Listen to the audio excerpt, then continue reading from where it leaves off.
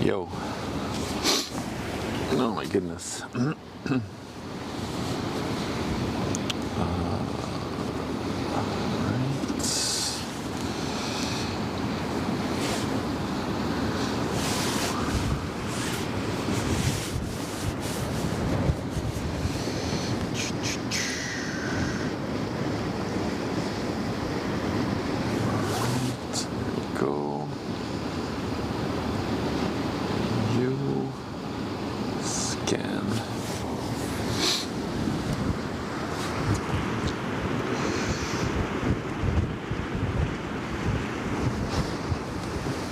Hey Toast.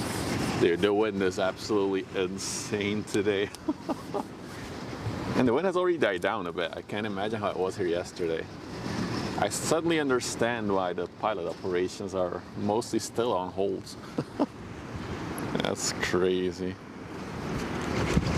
I'm out of the wind, I'm sheltered by the car, but I'll hold the mic into the wind in a little bit so you guys have a better idea of how crazy the wind is.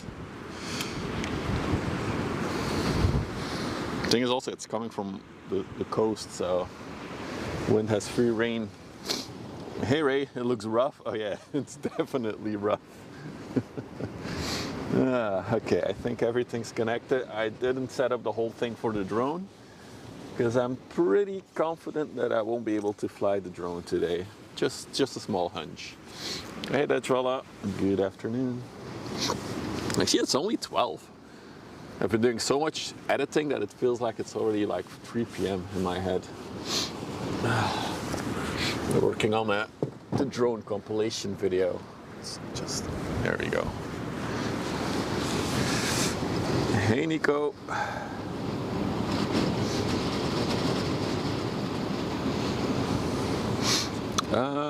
Hang on. So, let me check radar now for a minute. So, I came out because I saw that a 400 meter ship was actually leaving port. While last time I checked, the pilot operations were still on hold. So I'm curious, yeah, the pilot ship is still at the entrance of the river here. So there's no pilots out at sea right now. It's interesting.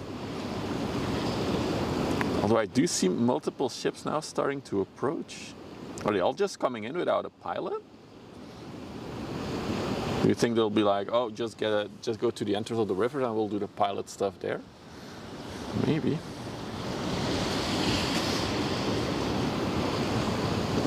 Oh yeah, I need to connect to YouTube. Hang on. Sorry guys, oh no, Dutch fella, I was still on mute. Okay, now I'm connected to YouTube. I have to replay that. Let's see if that works. There it is.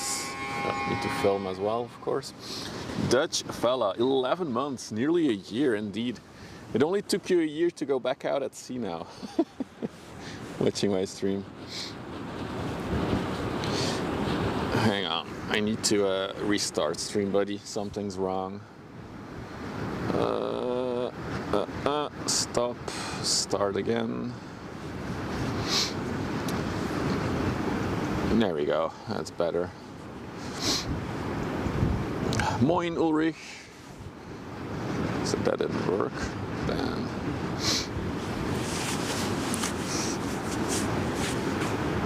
You've had shore-based pilotage a few times. Oh, look at that, maybe that's what they're doing right now. Okay, we gotta get some shots in from the ships in the storm. We won't have that many ships, so I'll catch up with Chad in a minute. We'll try to film first. Although we do have the seaways coming, we have I think 2 container ships already coming from Antwerp. I just saw that there's more container ships coming from the coastline as well now. So I do think we'll have plenty of stuff to look at. Wait, they're cleaning the wheelhouse deck? What? Where? I don't see it. Oh, it is! Yes, holy! Yeah. It's good weather for cleaning the deck.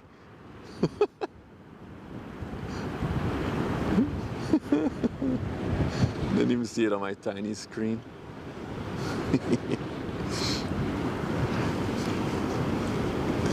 must be rough out at sea though, right now.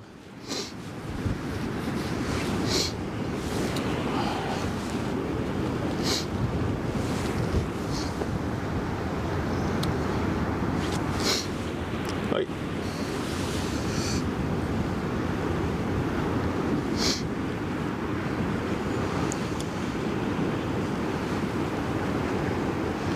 CT Endeavour came from. Not available. I'll catch up with chat in a minute, guys. I'll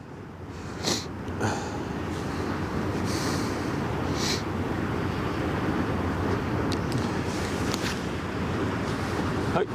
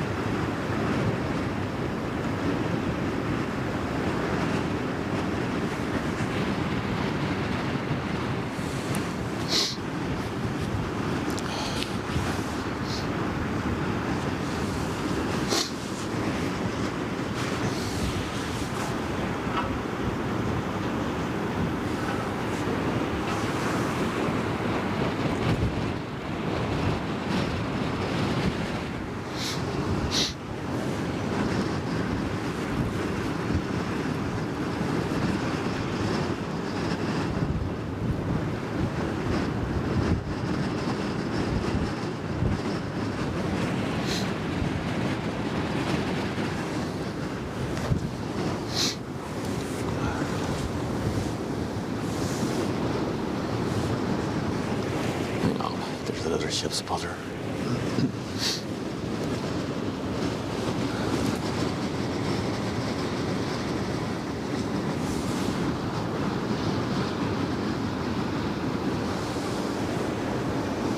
That was a little bit weird. So this, he came up to me. It was like a nod. Then he was standing here, saying nothing, and then now he's walking away. All right, let's catch up with chat here. So much chat that I missed. Scythe, hello. Big Berry, hello. Monkey, hello. Akandas, hello. Kirby, hello. Almeria, hello. Big Berry, hello. Hope I said hi to everybody. Scared of my aura? Maybe. Look at all the white heads on the waves. So, little catch-up moment. On Friday I wanted to stream, but there was barely any traffic. Probably already the prelude to the storm coming. And actually on Saturday, the river shut down basically. So the pilots came in and virtually no ships, I think maybe 3 ships in the entire afternoon, came in or went out. So basically the river was in shutdown. But as I was editing a YouTube video for later, I saw that a few big ships were starting to move again, especially leaving the port of Antwerp, and I already see one in the distance now approaching from Antwerp. So traffic is slowly picking up again. However, I did notice that there's still no pilots out at sea, so that means the ships will probably be guided remotely or something like that, but there's only a pilot on the ship now and they will get off at the exit of the river. So no pilots out at sea right now.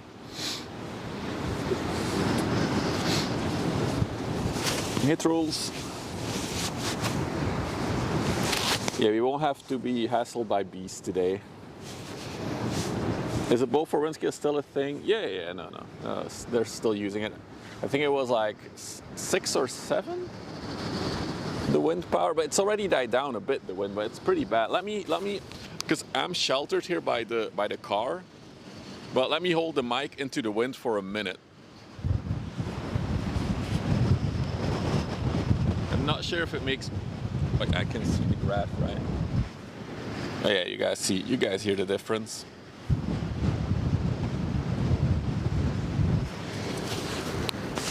So yeah, there's still some good winds, so. And the wind is coming out from the coast, so this ship, this little push barge, pushing 2 barges, is pushing against the wind right now. They have a warm, I put on my winter pants, I put on my winter jacket, I have gloves on. I don't need a hat yet, but yeah. Yesterday it was 8 to 9 before, yeah, so heavy winds. We also have a DFDS ship that's underway. I see it in the distance. So we got lots of stuff coming. Also, maybe a little peek. There is a 400-meter ultra-large container ship braving these waves. It's there. It's of course an MSC ship. So we'll see that one in a little bit once it's closer. I think it's still in the rain actually.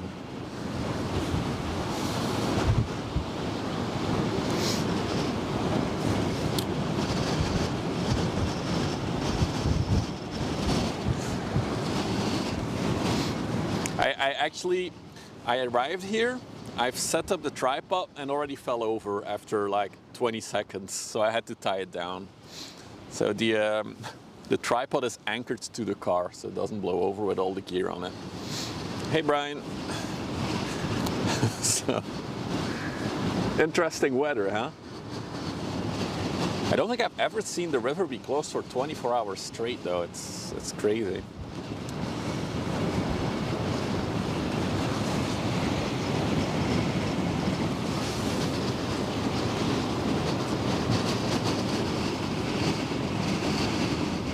Yeah, it's very windy.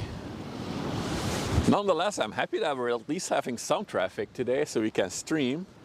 I was thinking that there was going to be no streams this weekend because of the weather.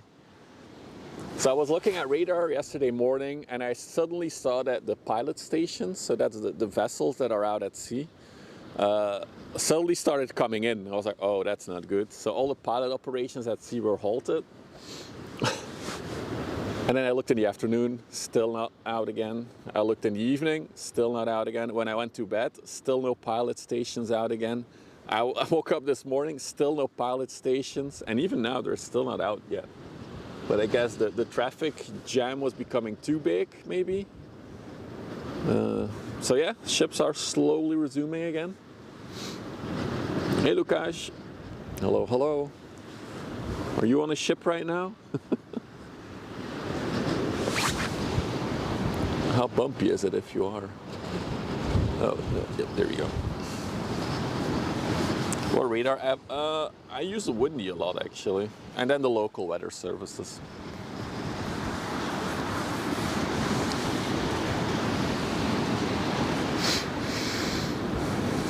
There's also a ship in the new lock coming out in a little bit. You're in Amsterdam now, so you're in port, so it's not as bad as out at sea, I guess. Hey Susie, good afternoon.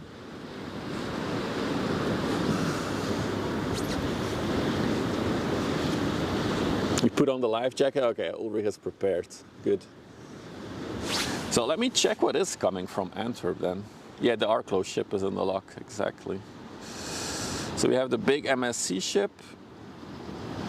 We have another container ship behind it. Yeah, traffic is really picking up again. I wonder if the pilots will go out now when the big ships come. MSC Marie is also coming out of ports. I also see a Ro-Ro, but that one still has to go through the locks in Antwerp, so that might be a while. Looking at the coastline, we have a DFDS Ro-Ro coming. And then a bit behind it, there's a general cargo ship coming. I see a container ship coming. Yeah, not that much, but at least some traffic. Better than nothing. Yesterday was bad. I can't imagine. The only thing we gotta hope for is that it doesn't start raining dramatically. So far, so good. But we'll see.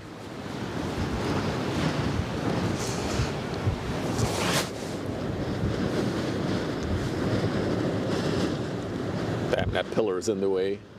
Look at the waves hitting the barges though. It's pretty cool. No pleasure boat? Yeah, there's no pleasure on the river right now. I don't think there's any pleasure to be had sailing in this weather.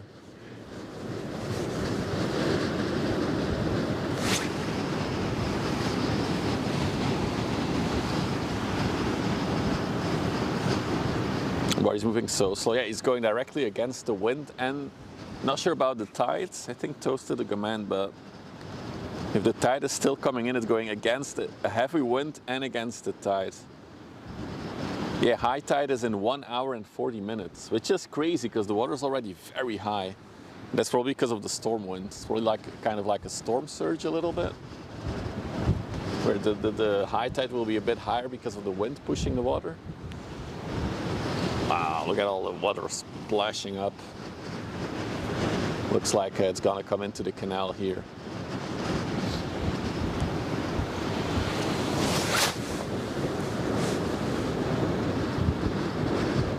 I can imagine, Ulrich. The Corvette is burning fuel. Oh yeah, the fuel consumption will be a bit higher for sure.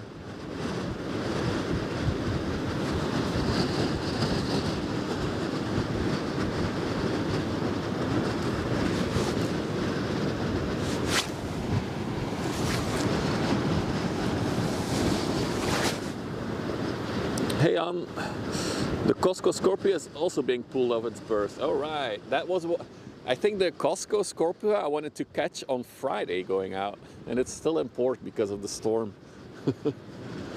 So we'll have some ships to look at over the next few hours. I'll stay here until I freeze my feet and hands off, and then I'm going home.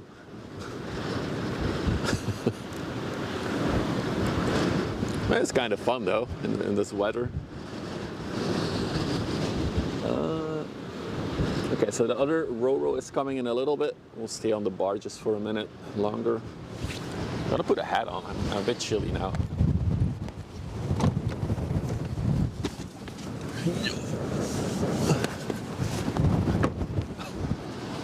Also, I have no idea why I brought my drone today. No. I guess because where I live, it's like only 20 minutes inland. The wind is not as strong as here. The wind here is crazy compared. The storm is at Hamburg and Denmark. I would argue that the storm is still here a little bit.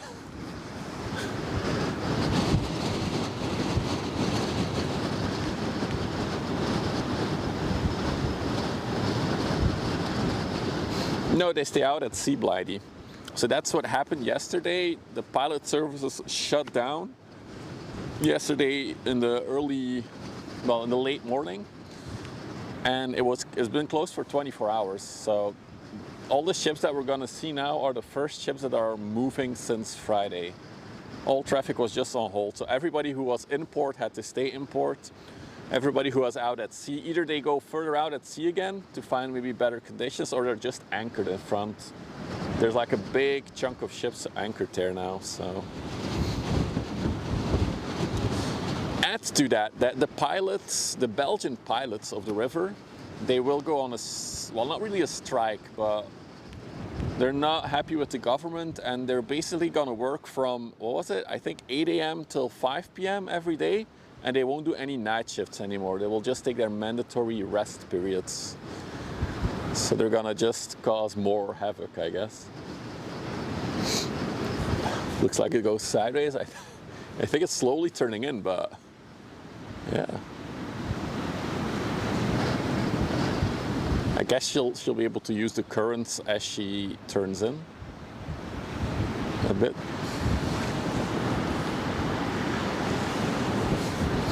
Yeah, I would not go to a beach right now, Trav. That's just gonna hurt. Well, I hope it's able to turn in time. Otherwise, we have some crazy stuff that we're gonna just see now. It's turning, it's fine. The wind is now gonna blast it a little bit in its side, helping the turn. There we go.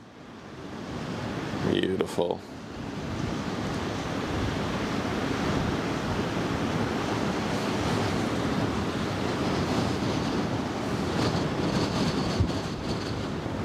Oh, there's actually a tugboat coming out. I wonder if it's to help the barge.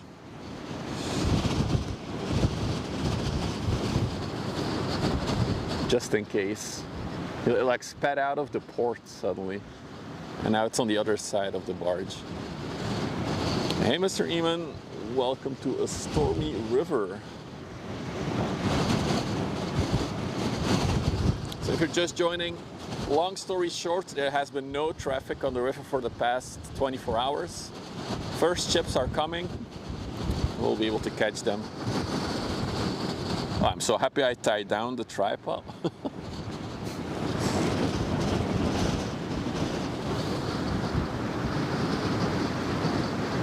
What kind of waves hitting the side of the Corvus? That is some stormy weather right there. Oh, I see a bulk going into the lock as well. Oh yeah, ships are definitely picking up again now. That's good.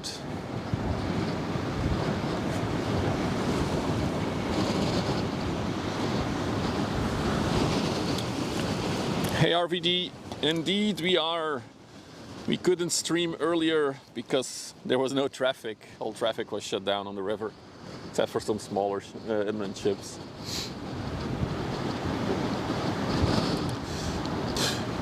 Rieland in Grieten. Awesome, Jan. Ooh. So if I zoom out a bit more, there he is. There's a tug coming out. I think this tug might be to assist the DFDS, the Ro-Ro that's coming. It's also something we don't see that often. The Ro-Ro being assisted by a tugboat, but in this weather, I think it's useful.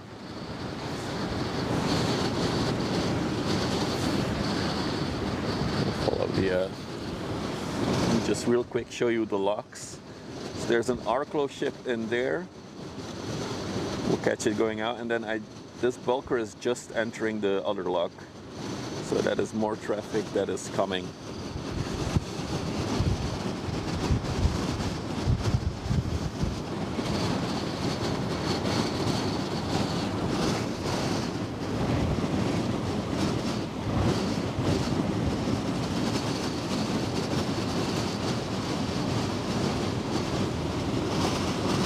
Sorry if the image is a bit bumpy, but that's just the wind bumping into the camera.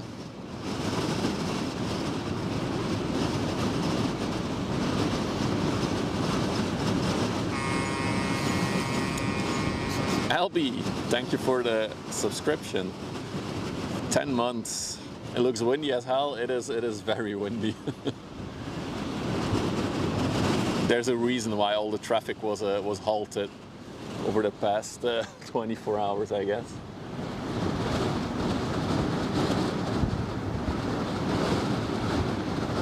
You can see the first 400-meter ship in the background there. A little black blip that is coming our way as well. Unfortunately, it's not good weather to fly the drone.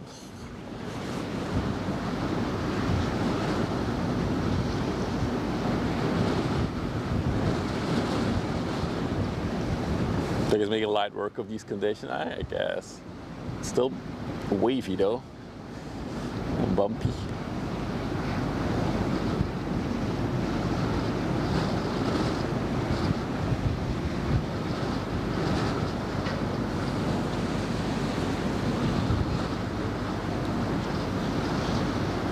The drone with an anchor.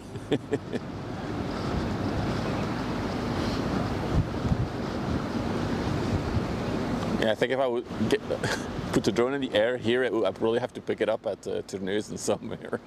It would just be blown there. A kite? The kite would just rip apart in this weather.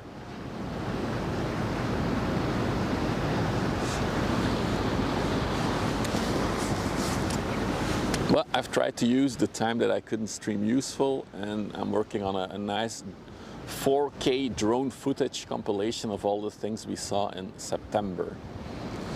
I think I have a few more hours of work though, but it's coming.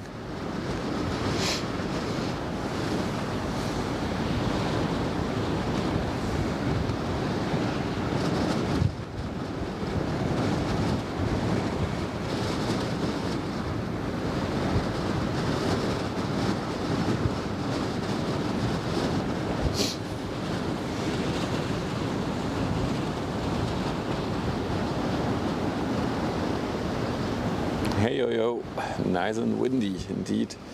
So it's just hiding behind the pier, but that is the Ro-Ro that is coming our way. We'll see it in a little bit. You do see that the Arklow ship has moved. Look at me being productive, yeah. Although if somebody wants to be my editor for the drone footage, DM me.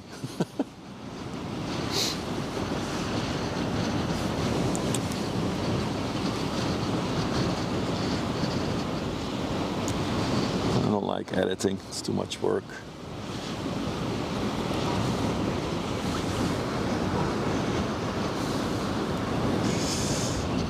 Sorry, there's a cable. There we go, it's better. So this is the Arklow Beach. Going to, oh, it's going to Antwerp. Oh, just a little trip on the river. If you don't care about the quality. I was actually surprised how much drone footage I made in September, because I was lining up some fragments, not even all of the things that I recorded with the drone, and I was at like 45 minutes. I was like, this is way too much. So I cut it down to like 12 minutes now.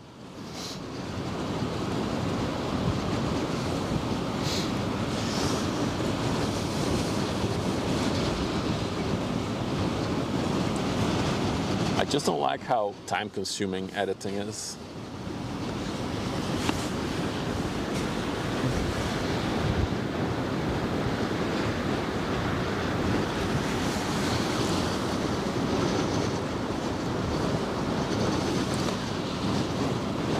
That's a big bulker though. Is it a bulker or is it a container ship? It has like these upright pillars on the sides. I haven't seen that on a bulker yet, I think. Let me check on radar what it is.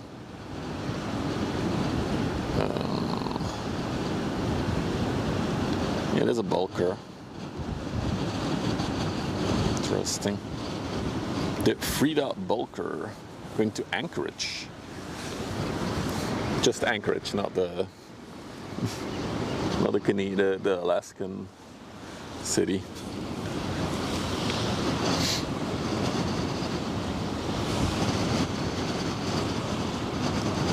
So if the Scorpio was indeed moving in the port, that means we'll have at least two 400-meter ships, and I think there's also a 360-meter ship in between. So we should see quite a few big ships as well today. Cool, cool.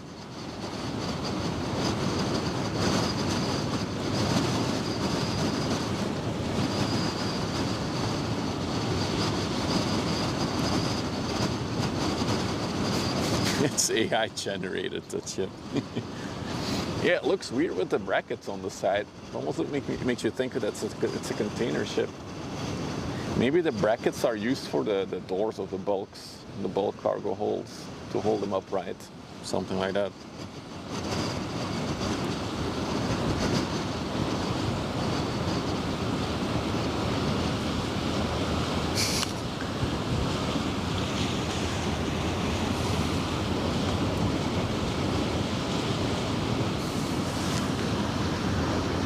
So she is definitely completely empty.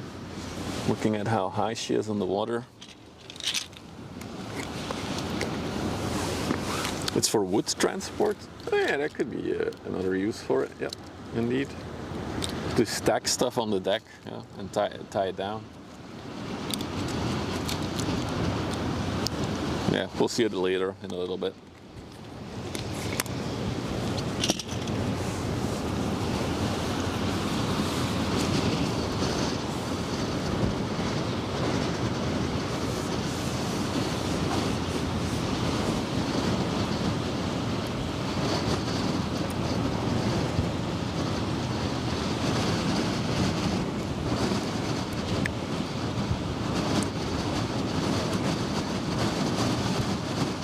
Another heavy gust.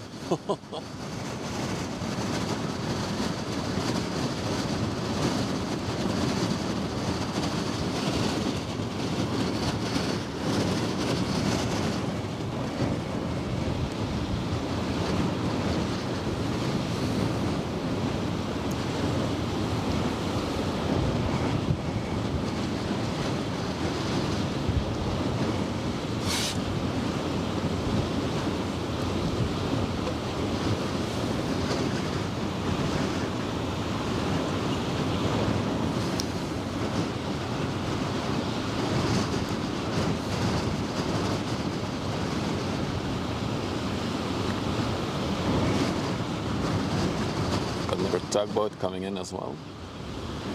Motor Tug 20.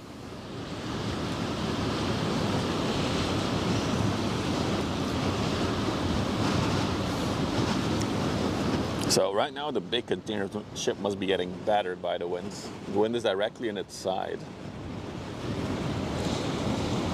It's 400 meters of ship right there.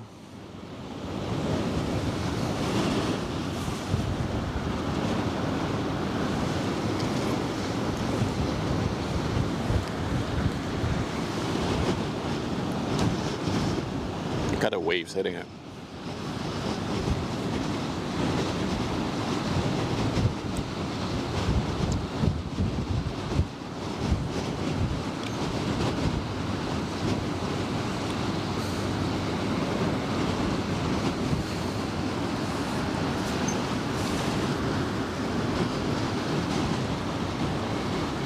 Please don't park in front of the camera. Thank you.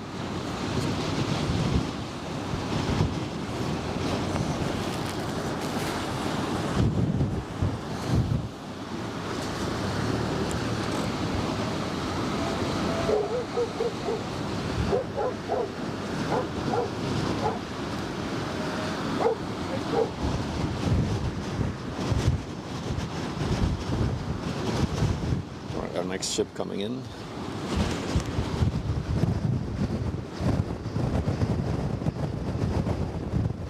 Stream regular, the Begonia Seaways. Does look like she's gonna get a pilot. I assumed she was gonna get that pilot, a tugboat. I assumed that tugboat we saw earlier was going towards her, but nope.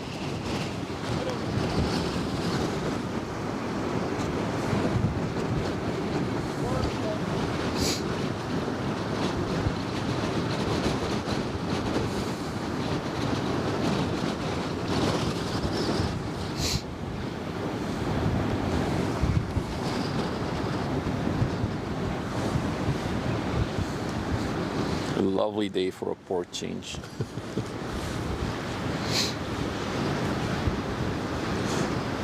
Oh, interesting. The Multratug 20 is now in the canal here, just being stationary.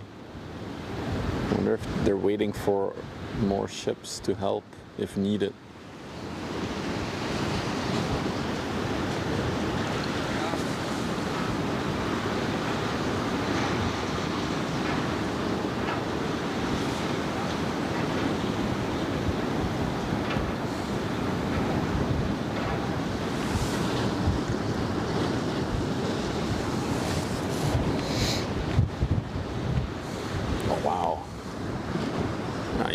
We missed it. There was an inland ship turning in and there was some crazy waves going over its bow.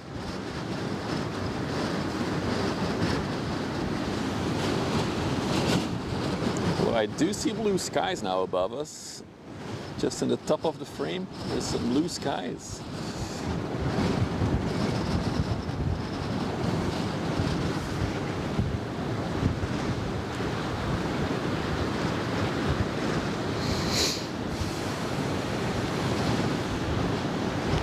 Moin Knut, welcome. Aus dem Overharz. I have no idea where that is. Somewhere in Germany, I assume.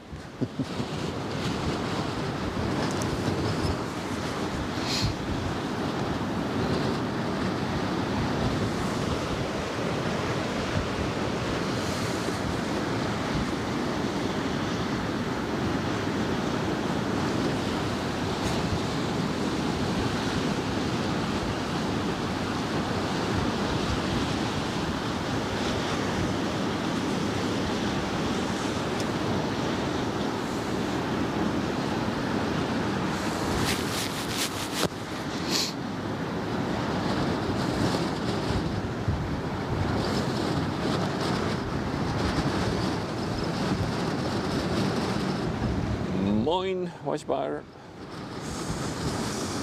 Welcome on a very stormy day at the river. If you're just joining, I couldn't stream yesterday because basically traffic has been shut down for the past 24 hours. And just in the last hour, hour and a half, traffic has finally resumed again on the river. Although there's still no pilot stations out at sea, so I assume they're just going to be guided remotely.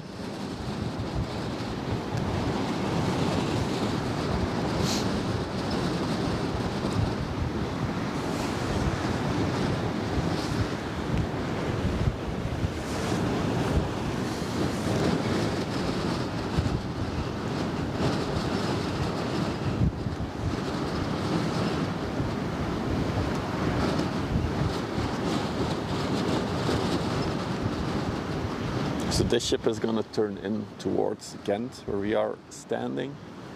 So we should see her from nice and up close.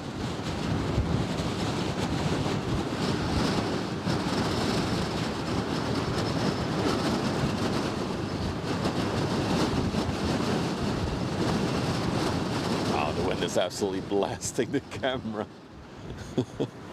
Luckily, I'm sheltered by the car from the wind.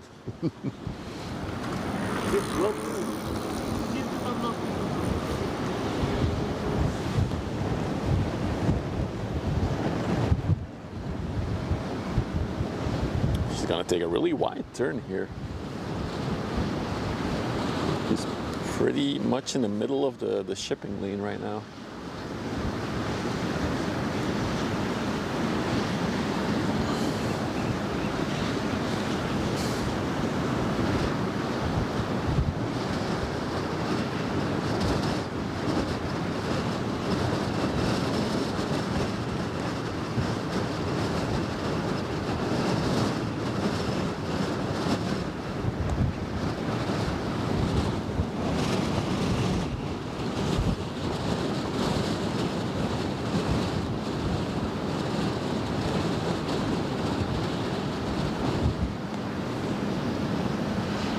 Hey Rogue, welcome in.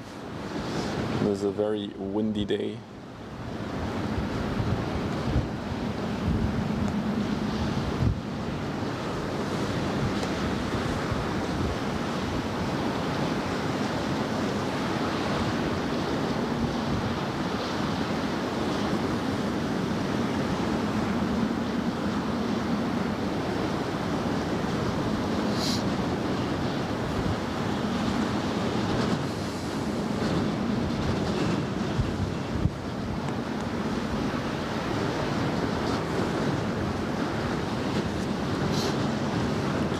Look how high the water already is going over the pier, and it's still like an hour until high tide.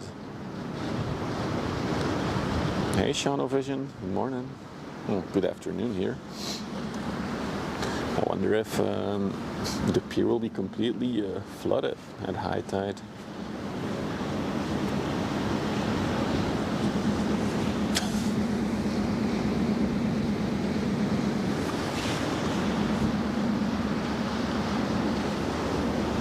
She's revving all right.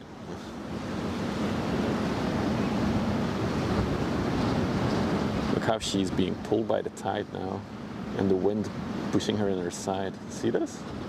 She's almost going diagonally. I'm not gonna move the camera so you have a good view of it. Wow, that's impressive. It's basically like a big sail now, right? The side of the ship. Yeah, it's kind of like drifting for sure.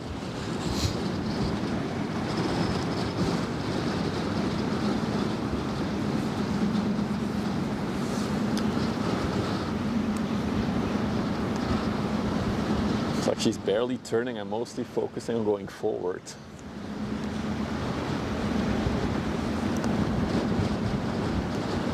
Sleek looking boat, yeah, I do like the design of these ro-ros. I agree. Nice little wave breaker on the front. Makes it look very aerodynamic, which it probably is because of the bow.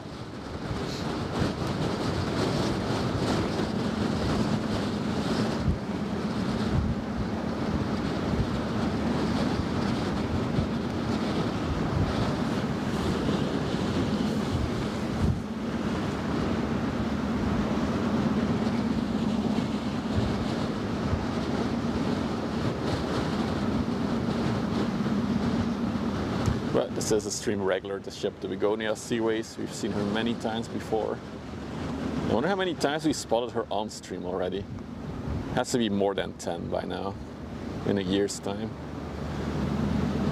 This ship is on a weekly service. Well, I think it's actually multiple times a week between Ghent and Gothenburg in Sweden. It's not really a ferry because you cannot book a ticket on it as a regular person, but it is a regular service. Also, you cannot stay there as a passenger. It's only freight, and I still think there's Volvo vehicles in its belly, as there's a big Volvo plant up the river near Ghent, and this thing goes to Gothenburg in Sweden. There's only 2 entries to the website. Wow. I'm sure we've seen her plenty of times before though. Oh, there's a tugboat heading out. Look how it's hitting the waves. Wow, that's impressive.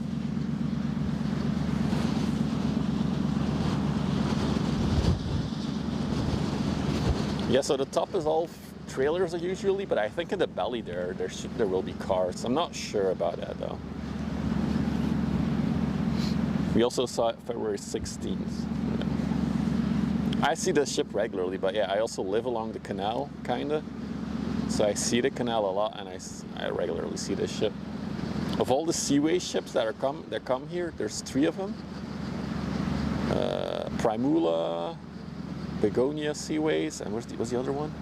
Petunia Seaways? This is the one that I see the most. I don't know why. Meanwhile, we do have the 400-meter ship. Just, where is he? Yeah, there he is. Peeping in the distance. See that one next. Stay on the Begonia for a little bit now. The Humbria, that's the other one. Thank you, Scythe. Yeah, there's Primula Seaways, Humbria, and Begonia Seaways. Those 3, sorry. Those 3 ships are rotating. Oh, there's also the Scandia, but I think that one goes to Antwerp. The Scandia never goes to Ghent. That one goes to Antwerp. Correct me if I'm wrong. I don't think Scania goes to Ghent.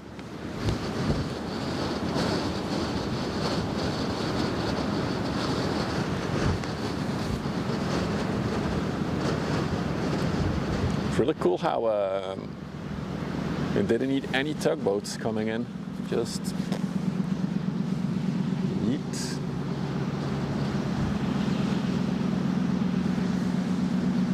Oh, from the Discord, yeah, that's the biggest log we have right now, actually, the Discord.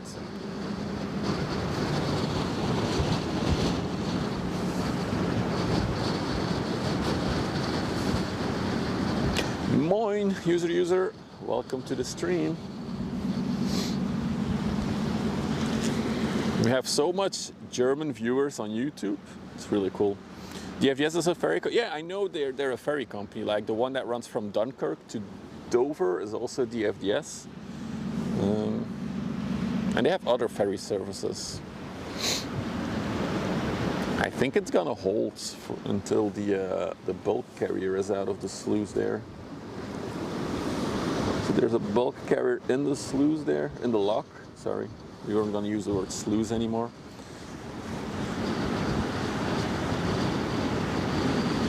Yeah, I know, Toast. I didn't feel like doing it manually, so I was like, eh. So that will be the next big ship that's coming. This is one of the biggest in the world. As big as they got, 400 meters long, 61 meters wide. Not yet, Hank. It's 2 months too early for that. I think we joked about that last year as well. The steamship coming from Spain. So this is the MSC Istanbul. It's going to Rotterdam, so also a short little trip north. She is 399 by 54 meters. Okay, so she's not that big. They get bigger than this. They get like 61 meters wide, so. But still a long ship 400 meters, built in 2015. Yeah, that's why. 2015, so she is 10 years old this year. We also check the coastline now, see if things are picking up again.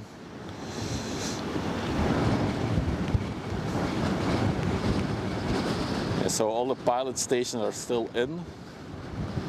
So no pilots out at sea, and I do see ships coming. So I see a chemical oil products tanker on approach. There's a general cargo ship on approach. Container ship on approach. Flandria Seaways is going to Zeebrugge, so we won't see that one. There's a ton of ships parked out there still though. Then looking towards the ports. So we got this one, Istanbul, coming. There's another container ship. Oh yeah, a smaller one behind it. I see it. Then nearing Walsorden we have MSC Marie. Even further behind we have a vehicles carrier. Cool. Coming. That's gonna be a big sail.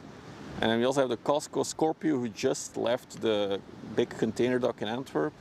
That's another 400 meter ship. And then I see the Viking Queen, another vehicles carrier, is in the locks in Antwerp. So yeah, traffic is definitely picking up again after a 24-hour standstill. Let me check the other locks while we're at it. Can't really see right now. Internet, please. Oh yeah, there's another vehicles carrier in the locks in Antwerp. Oh, we're gonna have so many ships. There's a Maersk Egan in the locks in Antwerp. There's another Seaways ship, Seaways Oak. No, that's not a DFDS ships. Anyway, the tanker ship in the locks in Antwerp. Might be a long stream. Looking coming from Ghent, here we have the Bulker in the lock. And now what is that squeaky sound?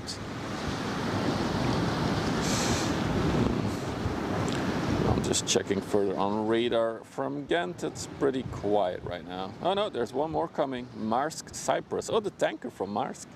It's coming back out. I think we said I come in last week. It's been in port for a whole week. DFDS Ghent to Gothenburg as a you can't board it as a passenger. Really? Interesting. It's 10,000 toast. Is it a bit choppy?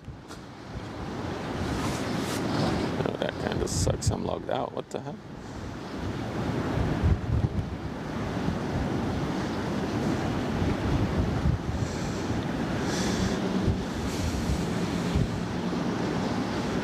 There we go. Yeah, signal's not 100%. Oh wait, I see why. My bitrate is limited to 10. There we go, 12,000. Oh, buffering. That would be either the server cucking up or your internet. One of both.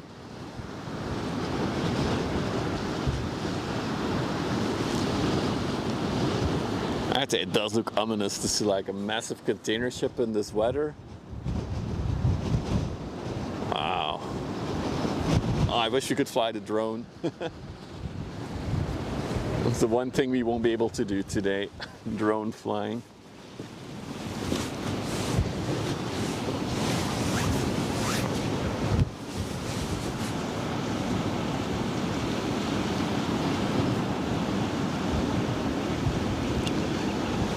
Oh, Debus, they have a massive, basically door they can close across the Maas River in Rotterdam. So they have it, but it's always open. It's like, it's very popular. What is the name again? I think it's waterkantkering. It's a Dutch word, but yes, they do have a system to prevent flooding. It's like a massive white triangle on the map you would see if Maaslandkering, that's the one. Thank you, Dutch fella. If you look that up on Google Maps, you'll see a massive thing.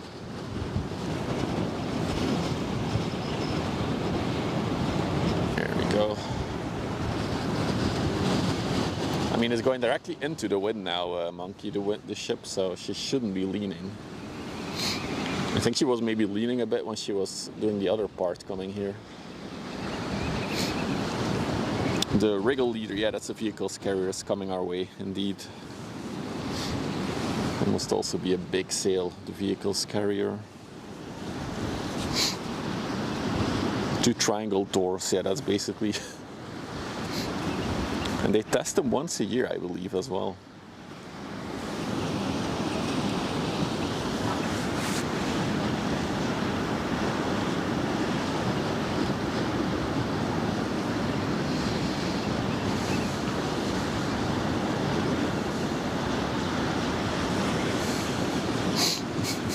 It's aerodynamic like a brick. Well, this one doesn't have the big wind spoiler on the front yet.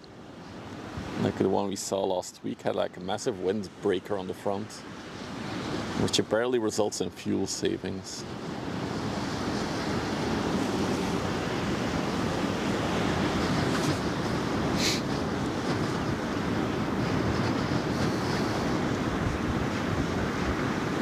That looks like the Begonia Seaways that we just saw come in is going to the other lock now. It's going sideways, probably using its side thrusters. That's cool. Hey Gentle Freak, good afternoon.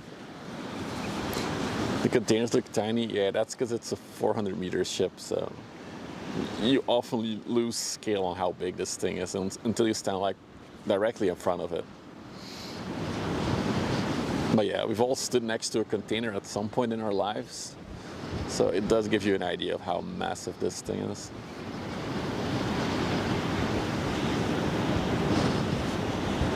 Oh, on the North Sea, the Amsterdam route, those have locks, I think. The Eemuden. Eemuden has locks, right? I think Trap will know if he's still in chat. He frequents that area.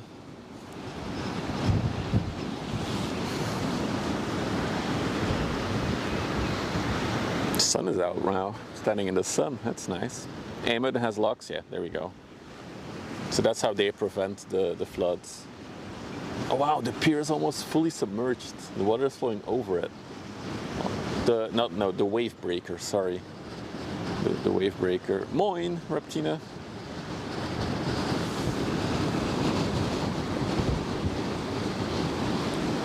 So the high tide is in an hour. It's gonna be a proper surge, just a little storm surge, I think.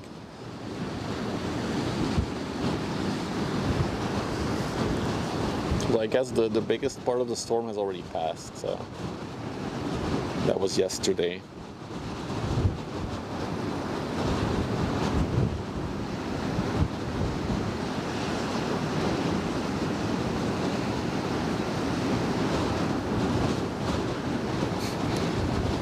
Sorry to disappoint you, Slavo, but AliExpress takes planes these days, most of the stuff at least. Unless you order something really big, it will come on a plane. Same for Temu, Shine, Wish.com. The locks are only for Amsterdam. Yeah. That makes sense. I mean, most of the port in Antwerp is also behind locks, but like the main container docks are all tidal docks. So they all go up and down with the tides, the main container docks. Like the one where this one came from is also a tidal dock.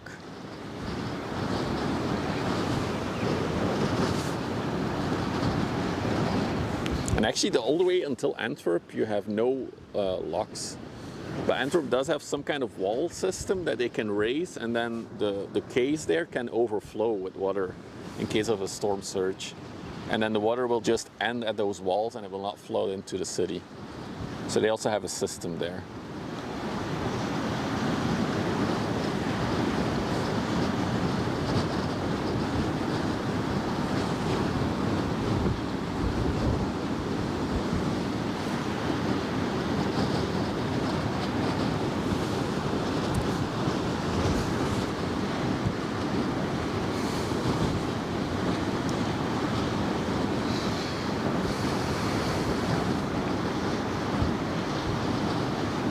Let her shine in the sun. The sun's coming out to give us some beautiful shots.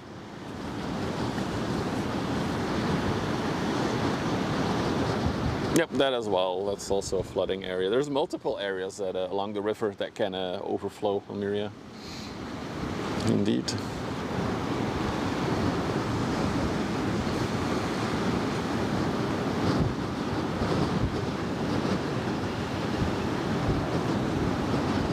Hey Satronica, good afternoon. I'm doing well. So for everybody who just joined, you're joining us on a stormy day along the Westerschelde River. We could not stream yesterday because basically traffic has been at a standstill for the past 24 hours. So yesterday around 10 a.m. all the pilot stations came back in. So no ships came in, no ships went out. And only in the past 2 hours traffic has been starting up again. So we are here, catching these massive giants leave the port now.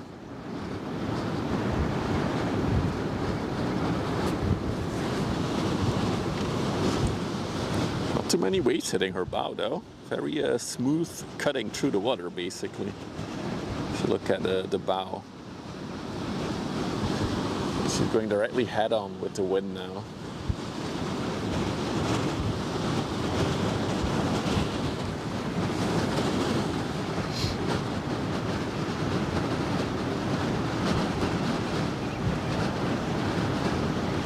There's no rust on this one. She looks very well maintained.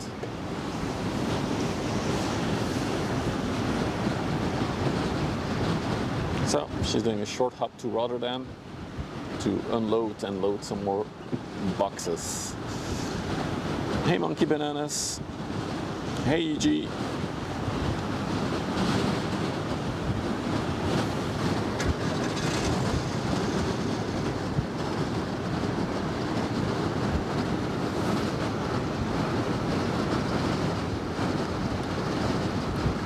Meanwhile, when this one is passed, we'll have the big bulk carrier coming out of the locks here in a minute. Looks like it's getting ready to move. And we got another smaller container ship coming as well.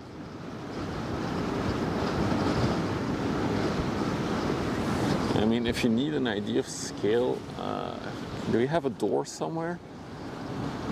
It's always fun to like fully zoom in when they're close.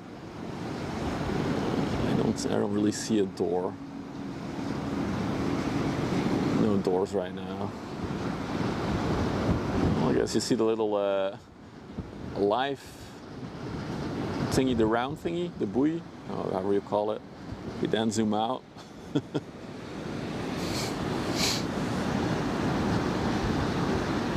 What do they have on the inside? Yeah, more containers. So there's a lot of containers on the deck, but there's an equal amount below the deck. It's all containers on the ship. What is its capacity? Can someone check? MSC Istanbul? I'm gonna guess it's around 13,000 20-foot containers.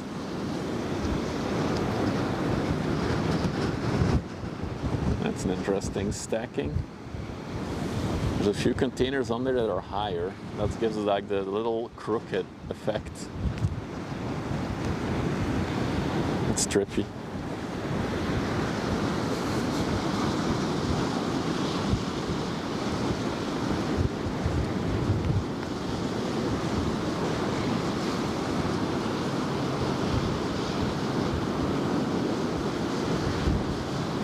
$16,652 T. You know, so a TEU is a 20-foot unit container. So the ones that we see are mostly 40 foot. So this is all 40 foot. Let's see if we can find a 20 foot. They're usually in the front. They're already past it. But roughly, so every time a ship's container capacity is always expressed in TEU, because some container base can only contain a 20-foot container on the ship. So that's why they say TEUs. But the most common container is a 40-foot. So divide the number by 2, roughly. There we go. So that's like 8,500 something 40-foot containers.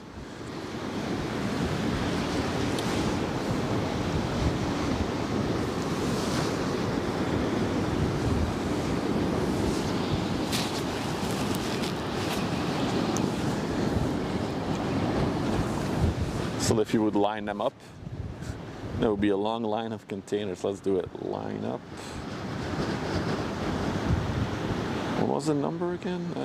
616652. Let's see. So if this ship would be 100% loaded, which of course it never is, but in theory, there would be a line of 101.5 kilometers long. Just one continuous line of containers. That gives you maybe a better sense of how much containers fit on these things. Also keep in mind, this isn't even a big one. The record, well, the biggest ones in the world right now have just over 24,000 containers as a capacity. The lowrider is struggling, is it? Yeah, it's really battling the waves. That's cool. It's a cool shot right there. It's been a while since we saw one of the biggest in the world. I think it was like most of them we saw last year in November, December. Maybe this year again.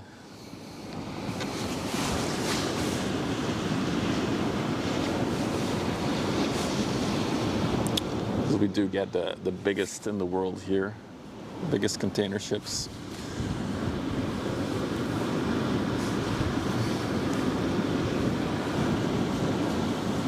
Hey Digger, good afternoon. It's 1 p.m.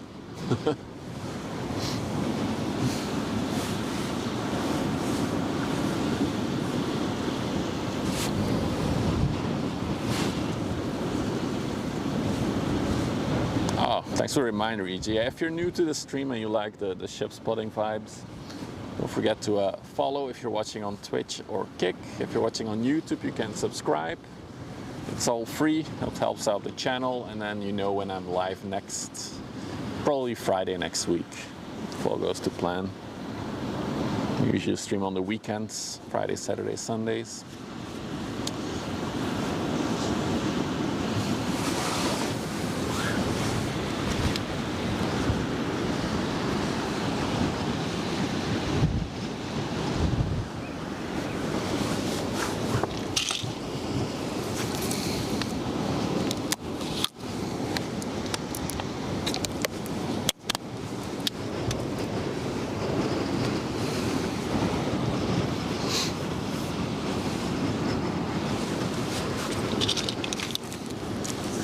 And we of course have the ongoing promise from me to you guys.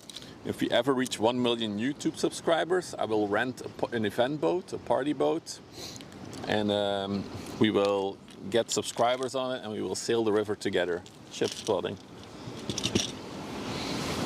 Am I out of the wind? I am a digger. Basically my car is a big windshield. But if I hold like the mic out into the wind, let me do it for a minute.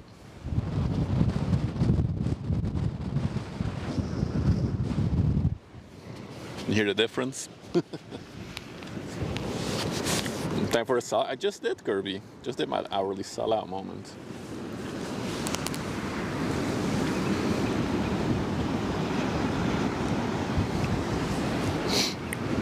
So this is the Harmonia Baltica on the way to MAPTM. Was that Malta? Is MA Malta? Could be Malta.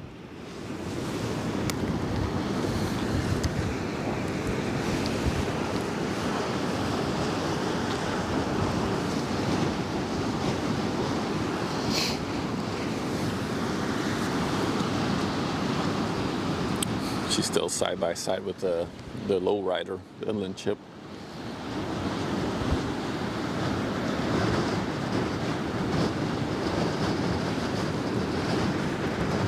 What's Morocco? Morocco, yeah, okay. So the ship is going to Tanger in Morocco.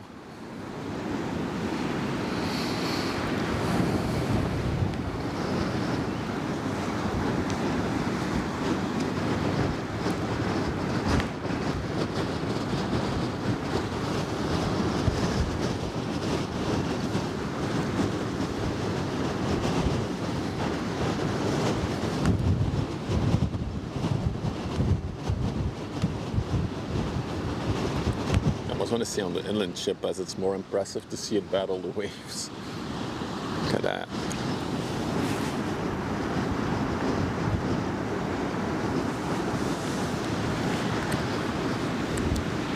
just standing outside a trash store next to my car, basically. So that's why I'm not too winded.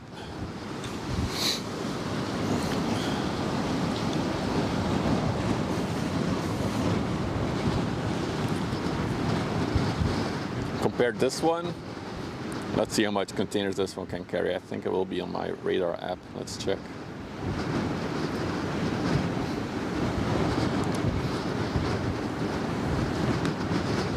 No, oh wait, I'm not signed into my app.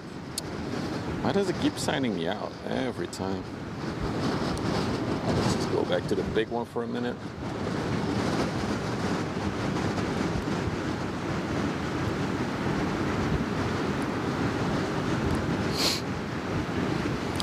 This one can carry 2,798 TEUs, so significantly less.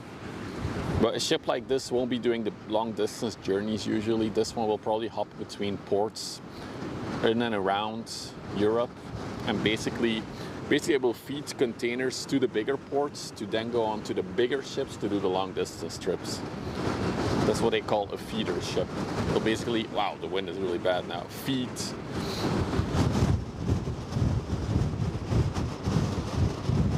It will feed the bigger ports. Yeah, there's wild weather today, Mike. It's been interesting so far.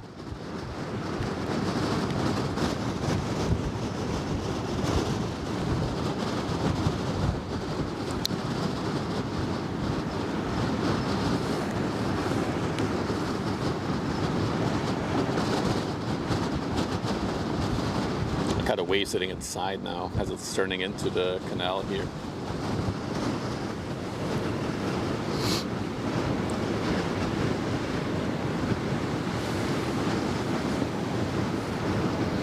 Winter, good question. They're active, but they're not spinning like crazy.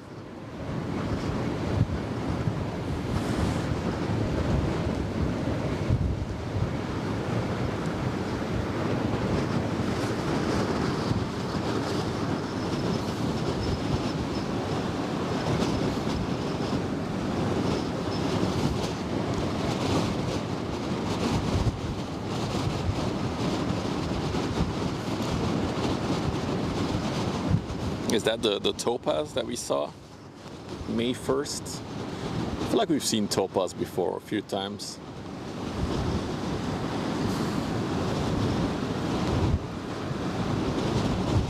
It is, okay. The bulker is slowly starting to move now. The one that is in the locks here. So we'll check that out in a minute. So before we go to the locks, check this out, the wave breaker. So sometimes there's people just standing and fishing on there because of the storm and the high tide. So the wind is coming out from the coast inwards, so we basically have a storm surge. I've never seen the water this high on the wave breaker.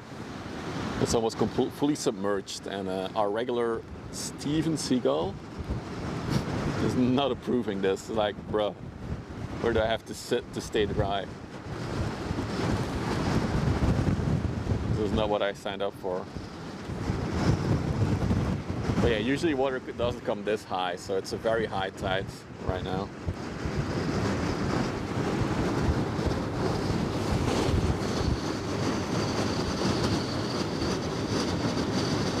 All right, this will be the next big boy coming towards us. This is an empty bulk carrier ship. If you don't know what a bulk carrier is, this one basically transports raw material. Could be sand, could be coal, could be some kind of ore, it could be grain as well, like or rice or other raw stuff. Basically stuff that you scoop out with a scoop to empty it. However, this one is completely empty. As you see, it's very high in the water right now, which indicates that it's empty. Not sure where it's going. It was going to an anchor point in front of the coastline here. We already saw one 400 meter ship, Vic, and there is a 366 meter ship underway and a 400 meter ship underway. So No, we'll see a lot of big ships today. The main reason being, I already talked about it, but over the past 24 hours the river was basically shut down because of the storm. The pilots came in and no ships went in or out. It's only in the past 2 hours that traffic has picked up again.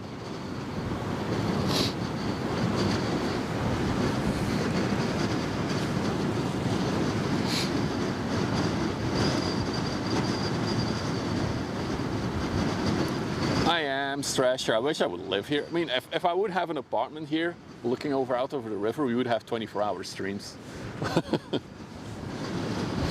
Moin, Kex. Welcome to a windy day on the river.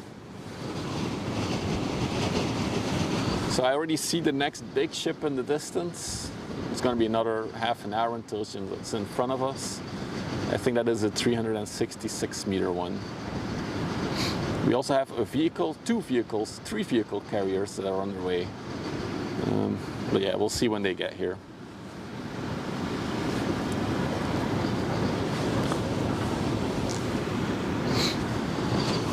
Also, the big Ro-Ro we saw coming in earlier is now in the lock on the left there. So that one is parked up.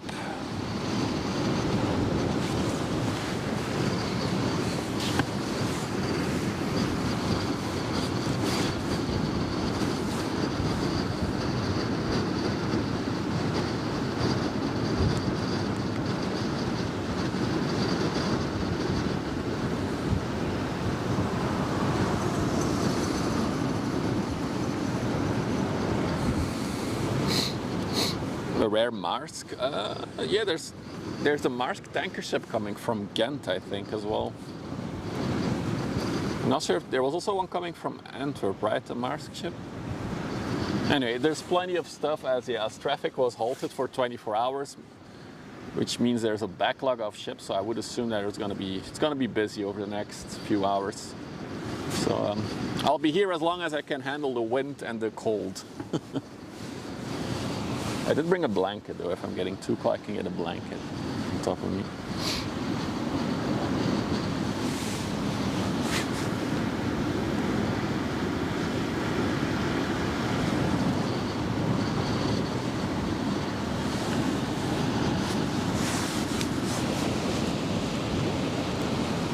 The only thing that could be a deal breaker for today is the rain. I really hope it doesn't rain too much. A little bit of drizzle we can manage though.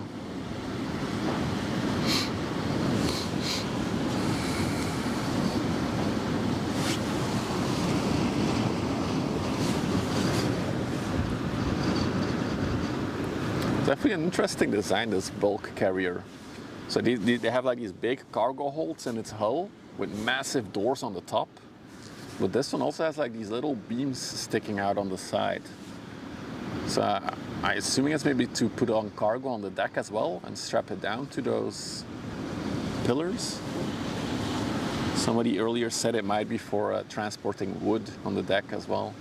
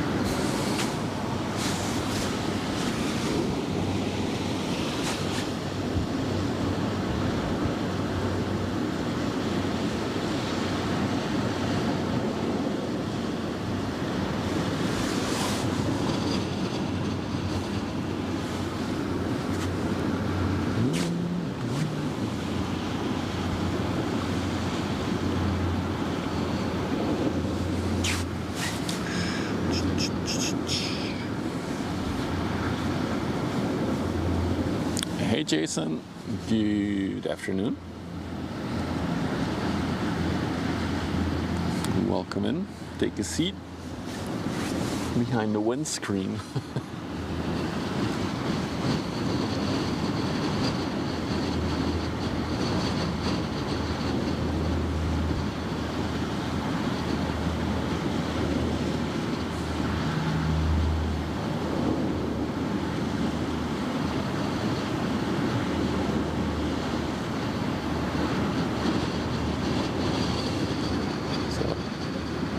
That boat that was in front of it has now disappeared.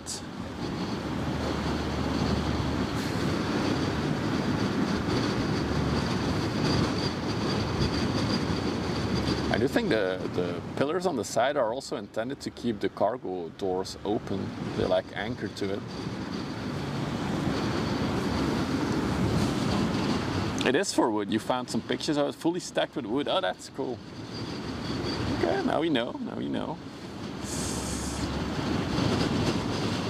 Hey, Combat Wombat, they have the zoomies. Yeah, they're going well, but they're not crazy fast today. But they're definitely generating. Although I also see a few that are on break. Guess we're generating too much power now with the wind.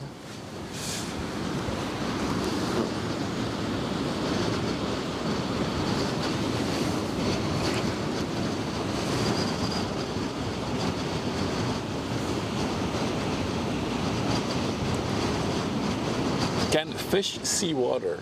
What? That's a difficult question, my dude. Do fish have eyes? Yes. So can they see water?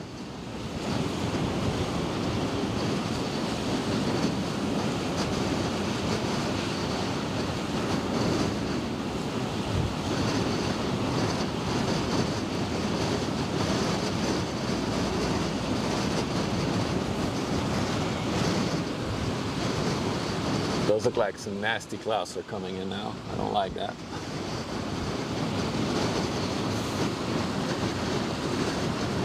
She's about to be hitting the waves now, so water was pretty tame in the canal, but now the... Oh yeah, look at that bow.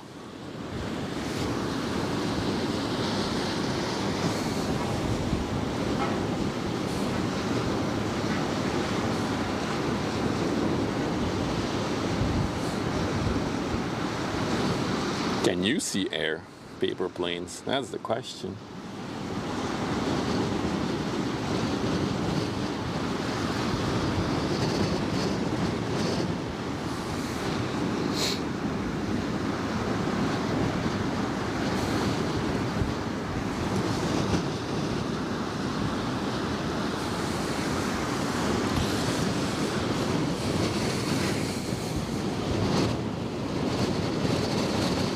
Another massive wind gust.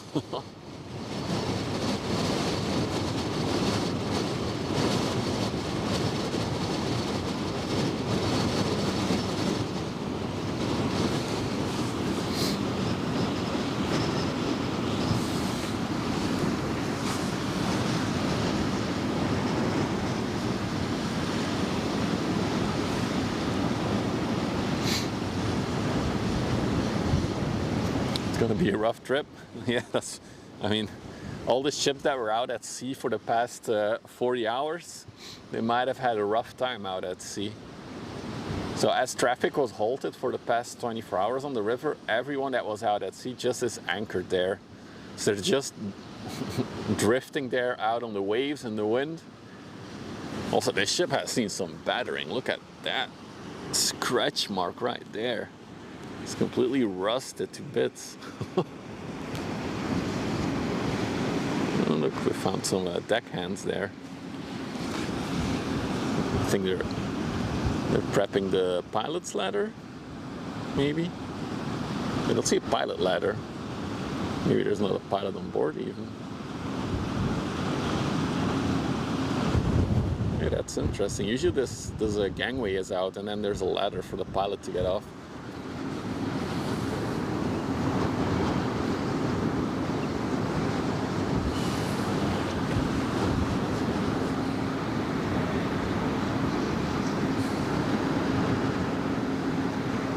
Isn't the white thing the ladder? No, that was just the marking on how deep it is.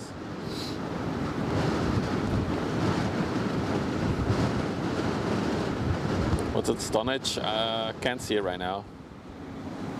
But it depends on its load, right? The tonnage. There's a thing called deadweight tonnage, which they use to measure ships, but honestly that doesn't tell you much, deadweight tonnage. It's just a good way to compare ships.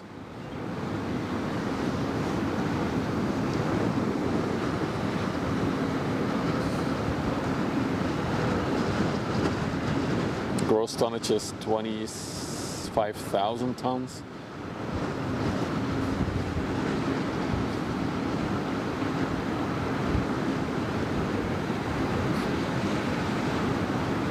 Festival de Ballade. Yeah, that's a summer festival here.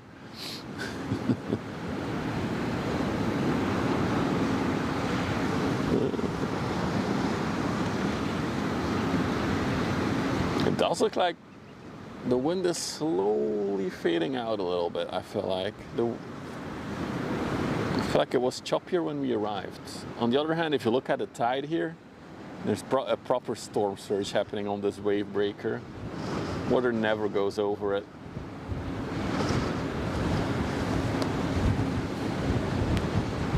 When it sits at anchor, it doesn't have any... Of course, everyone's on board. And the generators are probably running. I'm not sure about the engine, if they turn it on or off. There's also... So there's ships in front of the coast. You can even see it right now. Some of them are on anchorage, so they're anchoring. And some are just drifting around constantly. So they're constantly having to like go back and forth because they go to a spot and then they drift back and then they go back and then they drift back. I saw another ship that is that just was literally sailing back and forth between Rotterdam and Antwerp entrance points.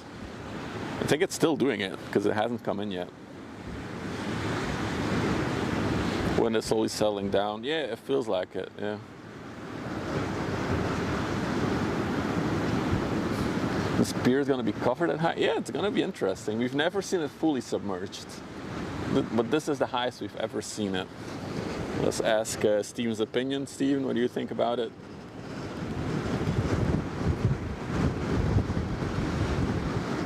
What's your opinion on this matter?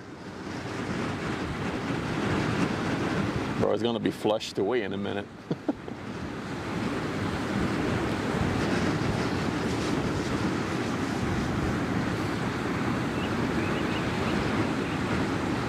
I guess if the wind dies down in the next half hour a bit, then also the water will retract a little bit. He's really not impressed by any of this. Just another day at the river, he thinks.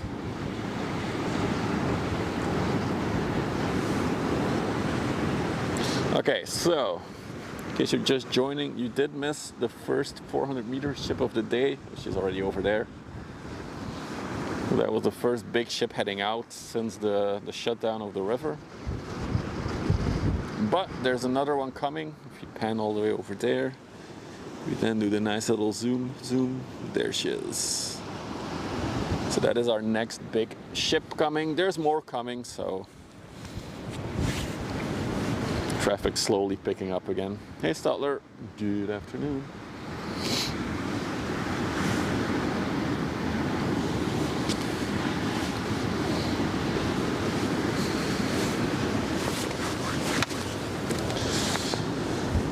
Hang on, we got a DM.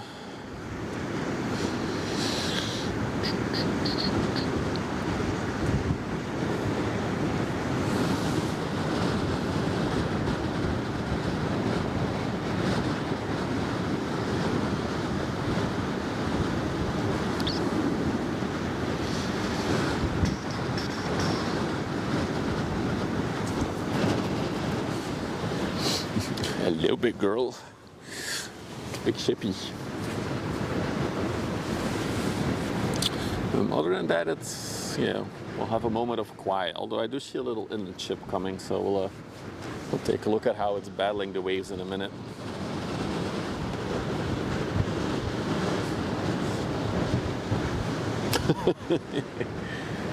Thank you, Ian. Appreciate you making my YouTube channel successful.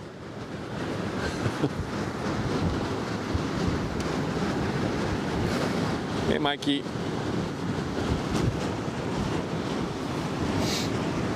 Yeah, so if you're new to the channel, we are multi-streaming. We're also live on, so we're live on YouTube, Twitch, and Kick at the same time. There's one closer, I think. Yeah, there he is. If If you like the ship spotting stuff, don't forget to drop a follow or subscribe if you're watching on YouTube. And of course on YouTube you can go the extra mile by smashing the like button. And I've said it before and I'll say it again, if we reach 1 million YouTube subs, I will rent a party boat, a whole event boat, and we will invite subscribers out and we'll do a big tour of the river on the event ship.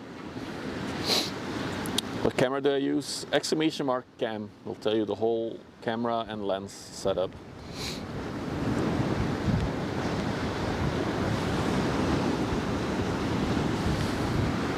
We're only 999,000 subscribers away.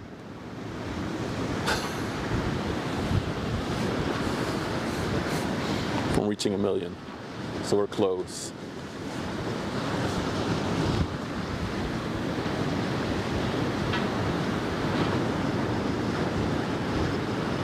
Oh no, poor Steven is getting...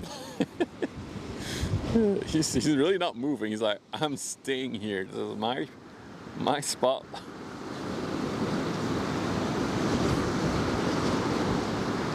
A minute ago he was like, had a whole wave flush over him.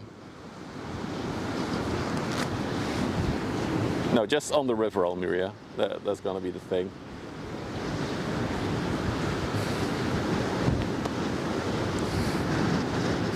One stubborn bird, yeah, for sure.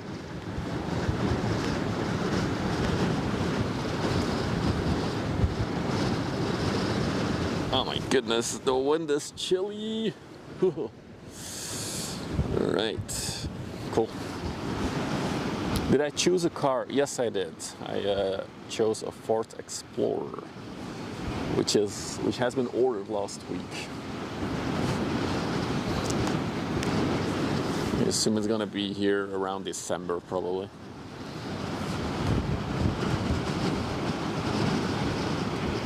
Every time I go away from the bird, the water rises on the pier, and every time I'm filming it, it's not doing what I'm seeing. Oh, there it is. Oh, he was like, oh, this is a wave. There's some fish in it. Oh, look at that. There he goes, flush.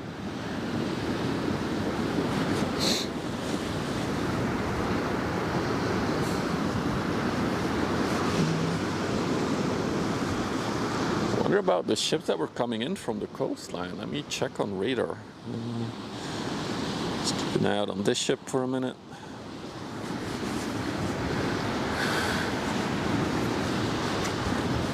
Chat's annual buff. Okay, so coming in from the coastline. The pilot station is still parked at the entrance of the river. They're taking their sweet time coming in. So we got the general cargo ship still, small container ship behind it, an oil products tanker behind it. And then other than that, I think it's still pretty quiet, yeah. So not that much stuff moving, mostly stuff leaving the port. I'm assuming ships have to go out first, so there's room in the port for other ships to come in. The vehicles carrier ship is also gonna come around the corner any minute now. If it was clear blue skies today, we should see it, but we don't. And then there is the Costco. Costco is, okay, still a bit behind. All right, awesome. Got some good stuff coming.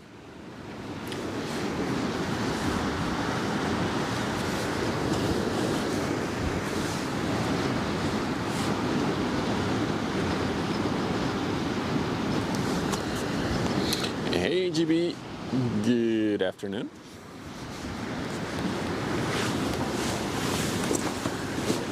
Yeah.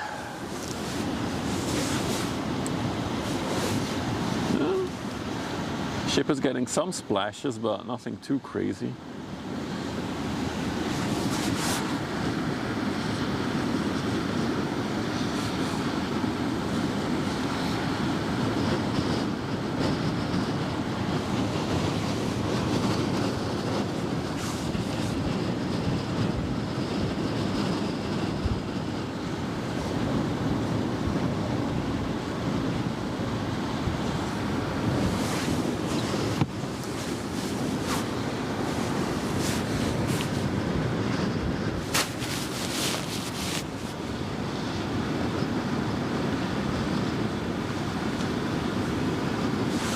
Meanwhile, the next big ship has taken the corner towards us. There she is. More MSC goodness.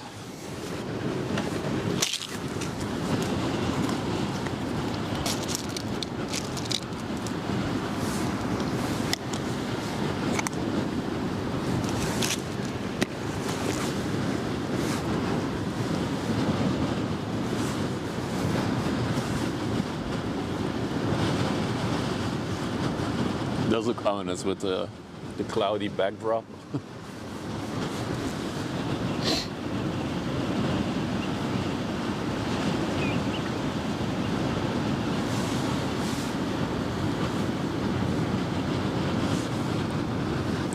It's other mints, but yeah, you did indeed hear a mint.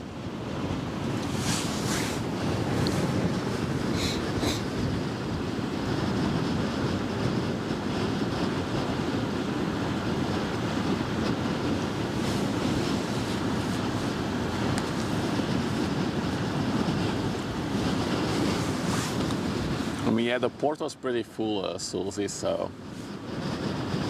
But a few ships have left now, so we can get some big container ships in.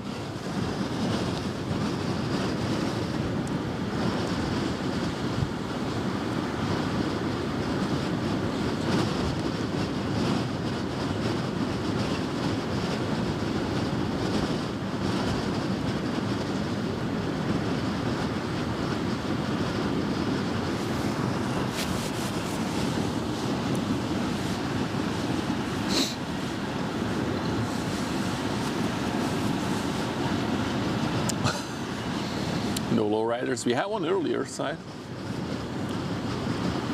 But I guess this weather and these waves are not ideal to be really low. Some good splashing on these inlet ships though, in the bow. Especially the one behind there. Some good waves coming from that one.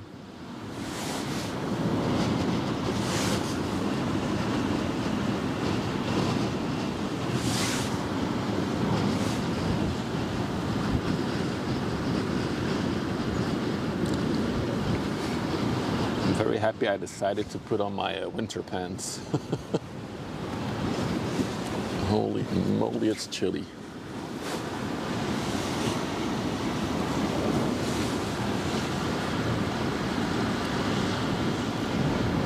Okay, I see the Ro-Ro now as well. The vehicle's carrier.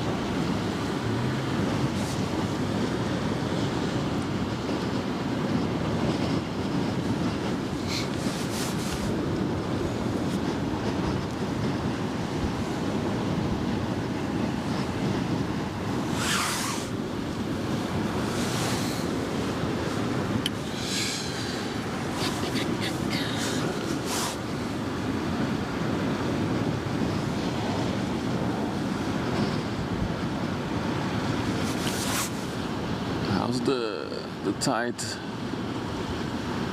Exclamation mark, tide. So high tide will be in 11 minutes. Okay, I don't think the wave breaker will be fully submerged.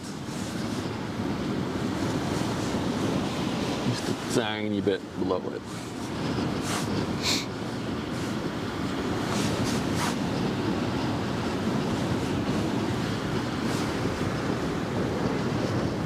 I feel like we should have some bot in chat tell us when it's high tide, like now is the high tide. I'll work on that.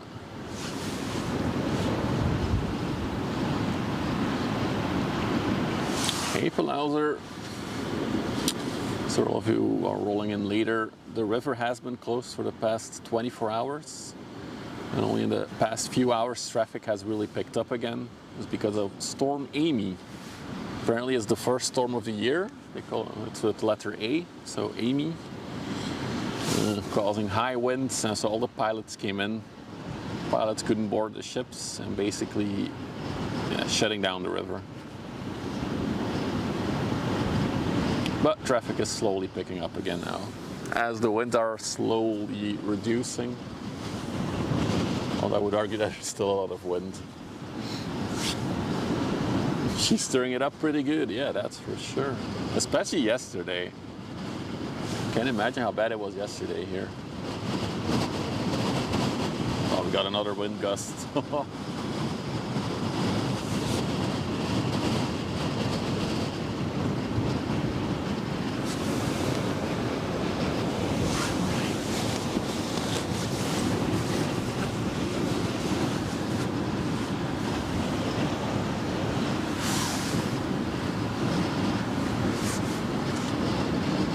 So we still have 2 big container ships and at least 2 vehicle carriers that are underway from Antwerp here. We'll see those in a little bit. Until then we'll follow some of the smaller ships going in and out. I also see, ooh, the Maersk tanker is coming back empty now. We saw this one come in last weekend, I think on Sunday or Friday, I'm not sure. I think on Sunday. We saw this Maersk container tanker ship come in. So she's also been in port for the whole week. So we'll see her come out in a little bit as well, after she's gone through the lock. So I think the Roro, yeah, the Begonia Seaways is now leaving the lock. See her moving forwards.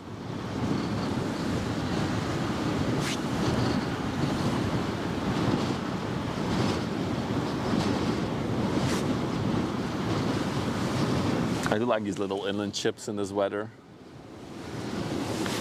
Very splashy.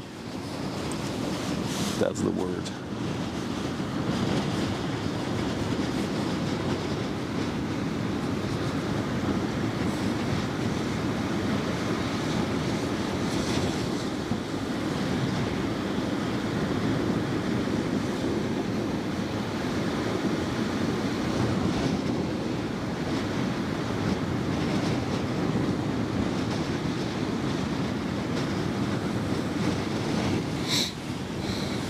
Looking at the K2. What a good name.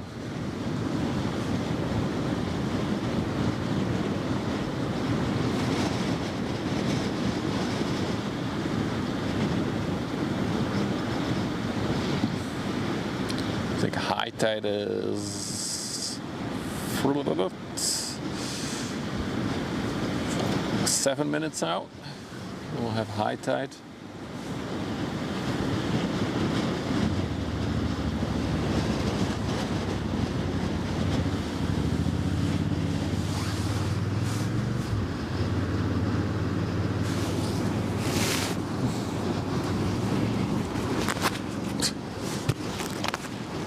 Better than K3.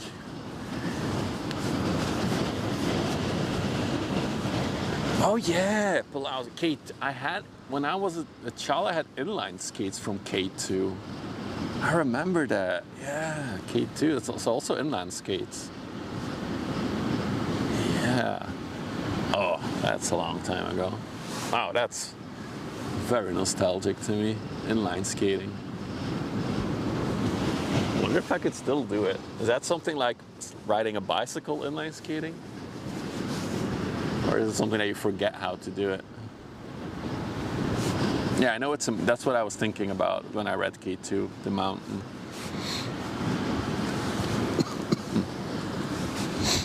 100% no. Oh. You were a quad skater? Okay, I was an inline skater.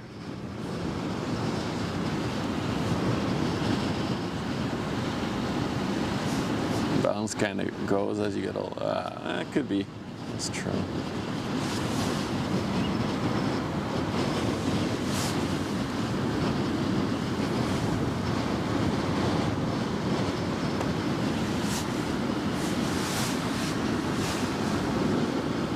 Denise.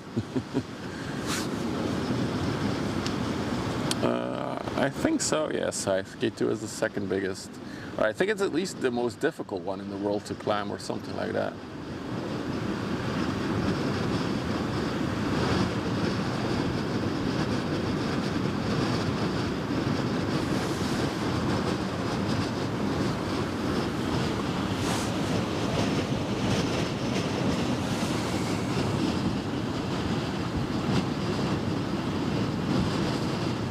Surprised we haven't seen a single sailing boat yet. Isn't it perfect sailing weather? There's a lot of wind.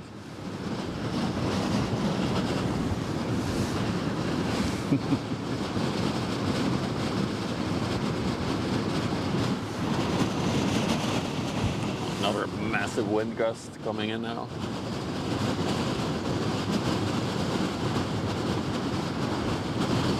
What do you mean it's a bit rough?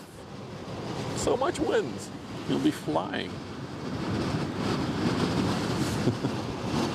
Now they came by too fast. Yeah, that could be it. That's true.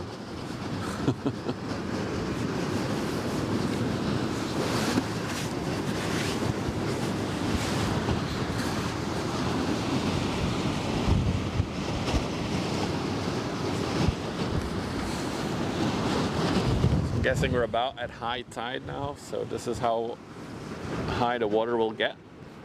Definitely very unique. We've never seen the water this high over the pier or the wave breaker. Something really unique. A little bit of a storm surge. I'm on the coast near Rotterdam. No, Cabbageman. We are on the Westerschelde river. So basically the coastline is over there in the distance. But that is of Vlissingen.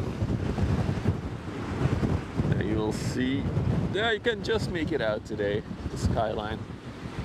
So that's the 400-meter ship right there that we saw earlier. Sorry, I'm standing in the wind, so might have more noise. And we have our next big ship coming towards us over there.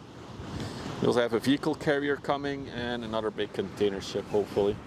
And a tanker as well, so lots of stuff coming.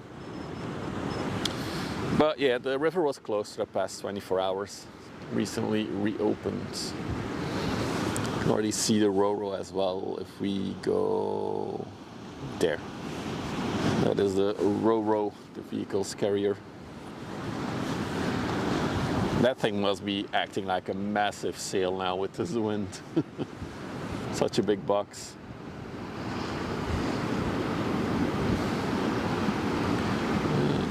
Let's watch the ship come in here.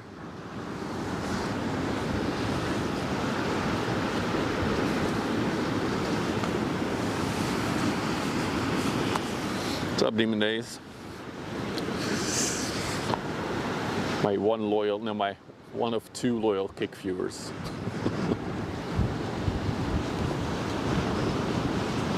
Ooh, the 400-meter ship is in the sun right now. That's trippy. Look at that. She's all lit up by the sun over there. That's a cool shot.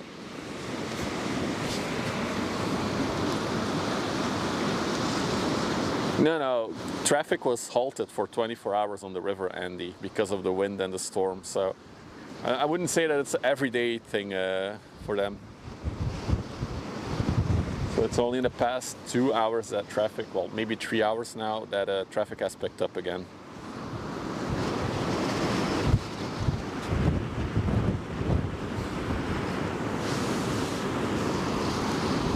Oh, we missed this one coming in now.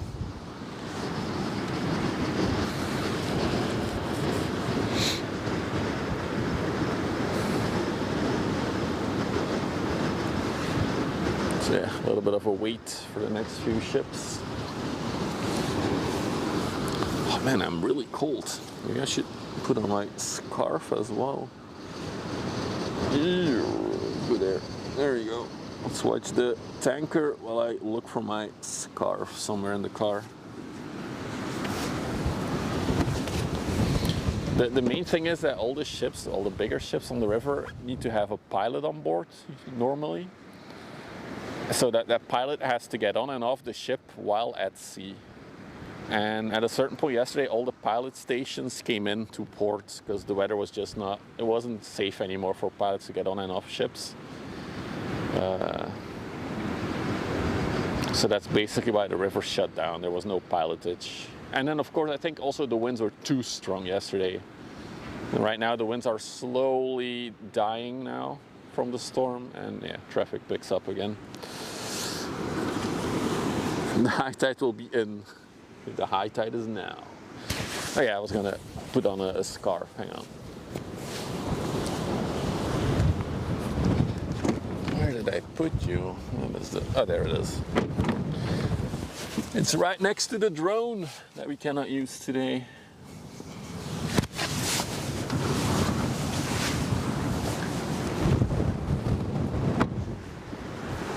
If you're new to the channel, we usually also fly a drone over the ships as they go by. Or at least to look at them from the sky. But yeah, it's not really drone flying weather, is it?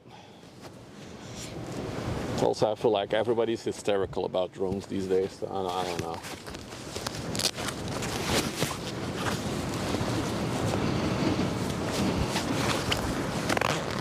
Hey Goofy, good afternoon. I wonder what, oh, is it going into the new lock, or is it? I guess it is.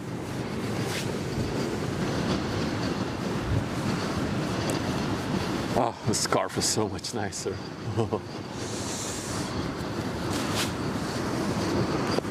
Damn dude, we're already full winter mode. The new lock, okay. So we basically have two locks there. We have one on the left. That one is a new one. That is the old one. And there's a third one, but that's only for inland ships. You can't see it from over here.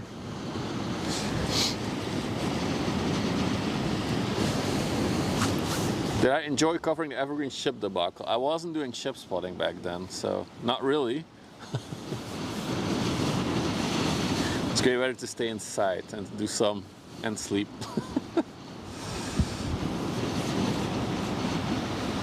You had it for the past 2 days in London, yeah. I saw a plane spotting from Heathrow yesterday. It was intense, the wind. I can tell. So, next big shippy. There she is.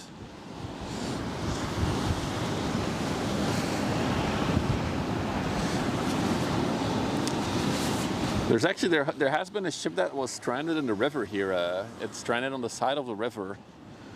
As this is a very wide river, right? It's like almost 6 kilometers across, but the shipping lane itself is very narrow. That's also why there are pilots on board of these ships. But accidents do happen. So I think it was in 2016 that a ship got stuck here.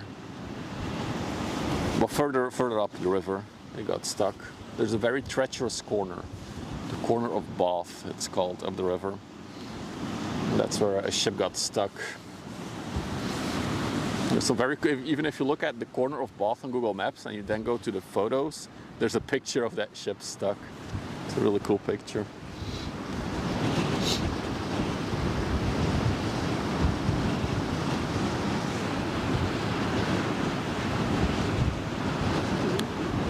Russian oil tanker. I mean, we've had Russian ships here.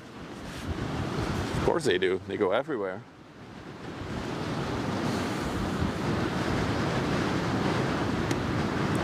It's been a while since we saw one with destination Russia, though.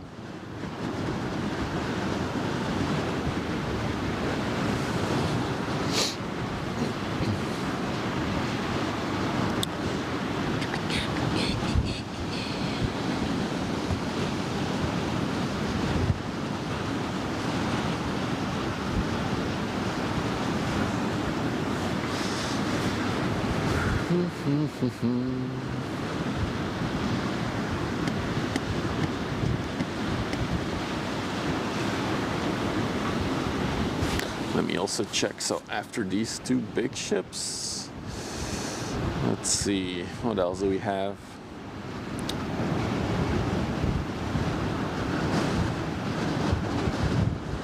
So we have the MSC Marie, we have the Regal Leader, so that's a Ro-Ro. Some smaller stuff, then there's another small one. The RCC Passion, which is another vehicles carriers underway. That one just overtook the Costco Scorpio, which is another 400 meter ship. We'll definitely wait for that one. So there is another ultra large container ship coming. Behind it there's the Maersk Egan. Ooh, another Maersk tanker. We could see 2 Maersk tankers in a day. That's pretty rare. Wow, there's so much stuff leaving the port now. There's an oil tanker coming then. A small container ship. Let's see if there's any action in the major container dock. There's another vehicles carrier just leaving the container dock. Just went through it. There's definitely a lot of room now in the port for new ships to come in.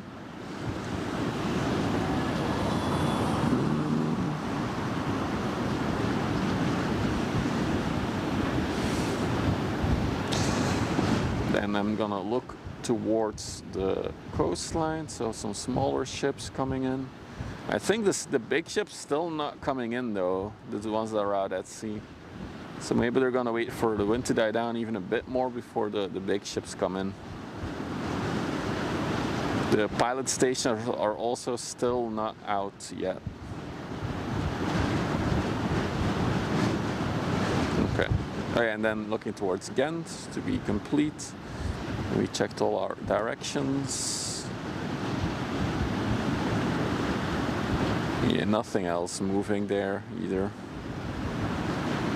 Oh wait, there's another Stolt tanker coming from Ghent as well. Okay. Oh, and the UHL Frontier also. A heavy load carrier coming from Ghent. Oh, that's the one that I saw. Yeah, still some stuff moving. Back to chat. Hey Bamboo, you turning on time? No, you're too late. You already missed one 400 meter ship. And I feel like the wind is slowly decreasing. So you missed the highest winds. But welcome.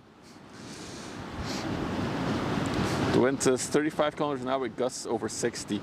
Yesterday they were gusts over 90 kilometers an hour, so the wind has definitely died down. Hey Jacob, good afternoon. So this is the MSC Marie. She went out of frame, I know what he told me while I was looking at the radar.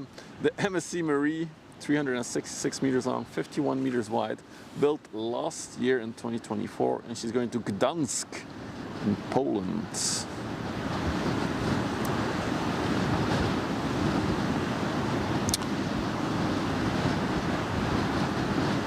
And I don't see any TEUs on her. I won't, Shirley. There's no chance for flying the drone today. Actually, funny enough, I brought it. I was like, where I'm living, just 20 minutes inland, the wind is absolutely not that bad as here. So I brought the drone. I was like, oh, let's bring the drone, we'll see. But yeah, it's definitely no drone flying weather.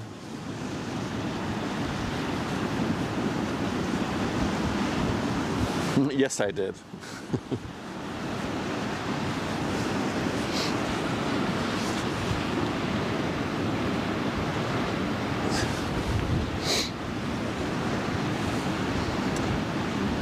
This one can carry 16,000. Wow, can't speak anymore because of cold. 16,616. What a difficult word. 16,616 TEUs. Quite a good capacity on this one. But yeah, so there's a wind for flying the drone, and there's also the drone mania, as I would call it. Apparently there's drones everywhere now where there shouldn't be. I wonder if people are just opening their eyes now and only now noticing, or if there's actually something happening with drones. I'm really hesitant to say that it's the first one. People are now just paying attention to drones for the first time. But hey, it's good weather for kite flying. I think that the kite would just yeet me in the sky. You drone yourself. Hello, Mr. Drone.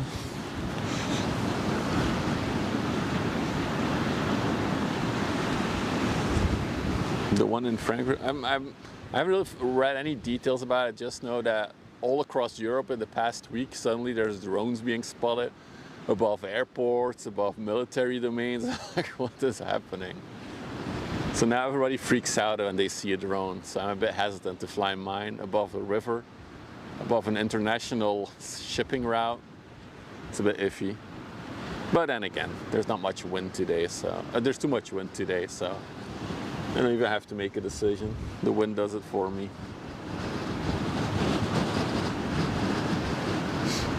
Good place for a swim? No, I would not recommend it. There's not some nice beaches at the entrance of the river though. There's even a nudist beach there. I was there this summer, not on the nudist beach, next to it. It's quite funny. So there's a nudist beach up at the entrance of the river where you can also do the ship spotting like we're doing right now. But so it's a beach and there's just a few poles in between the nudist beach and the regular beach. So you can just sit on the regular beach, look to your left and see a whole bunch of naked people. So that's what happened this summer. It's really funny.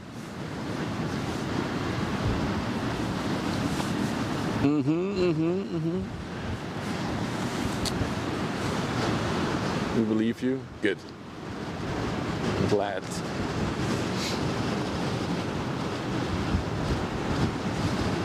I think I actually posted a picture in Discord of somebody with their naked butt in the distance and a massive container ship behind it. Nude ship spotting. It's a thing there. You can perfectly do it. The ships come, they're not as close as they get here, but they're still very, very close.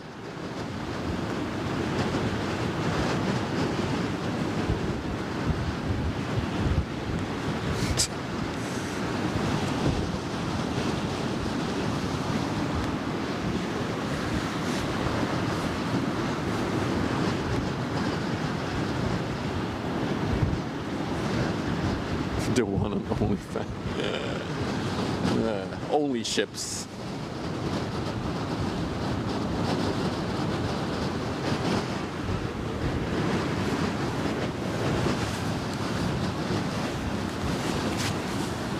Oh no, all the jokes are coming out now.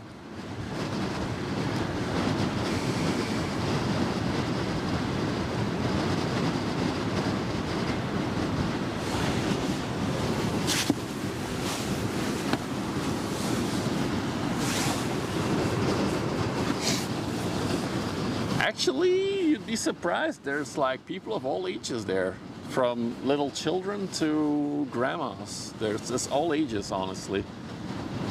I would say that the majority is a bit older, like more in like the 50s to 60s range. But there's all ages there.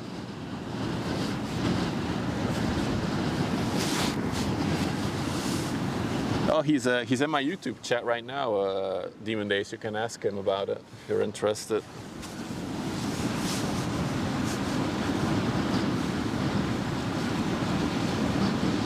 No, I know, Paul. The drones that they spot are like much bigger. I'm not too worried.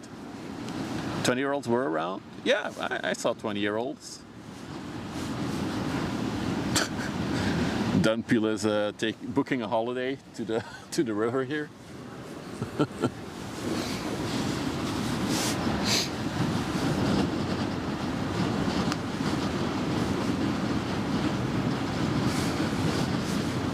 I do wonder, Demon Days, if he'll get kicked off the cruise ship at some point.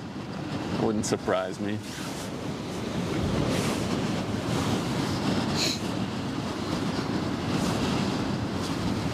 Also, is he bringing Starlink? Because I heard that cruise ships have banned Starlink, because then they cannot sell their super expensive on-ship internet packages.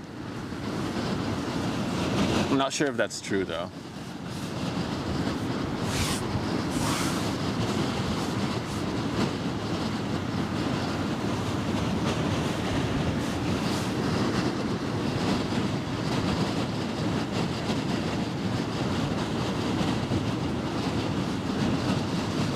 Oh, okay. I've done it before. Gotcha.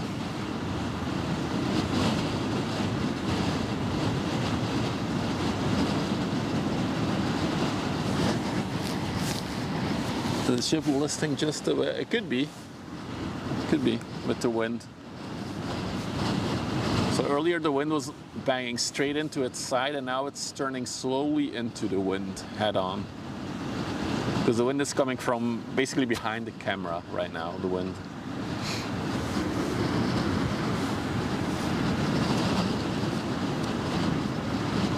It does look like the Roro is slowly catching up to the container ship. If you just pan a little bit left, there she already is. I think she's going faster.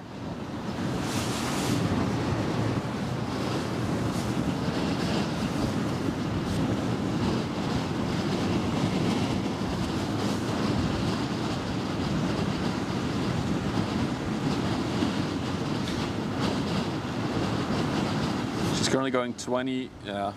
The speed limit is around 30 kilometers an hour on the river.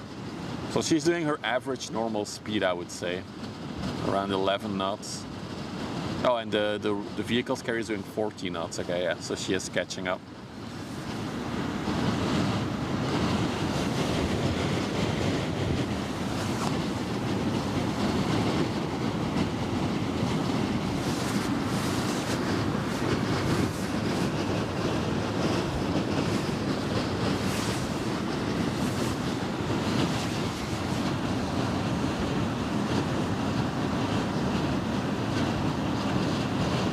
I know what ship it is. Isn't it on the screen, on the overlay in the bottom?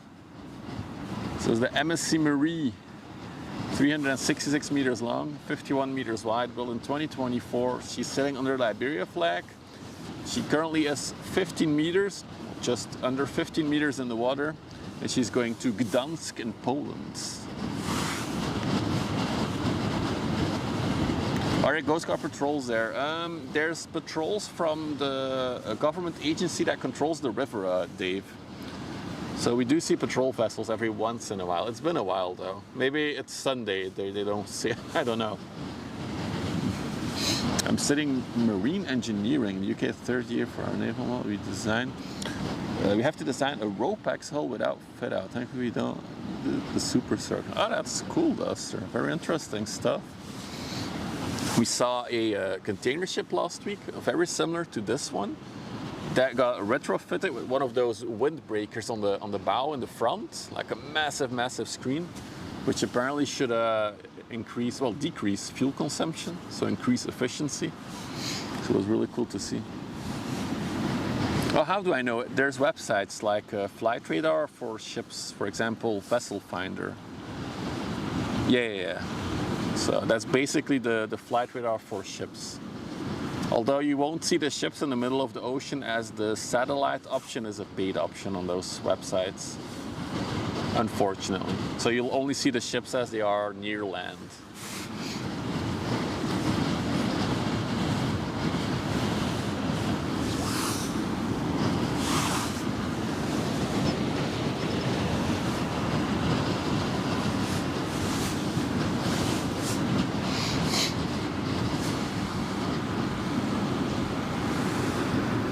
And the whole overlay thing is something I custom built,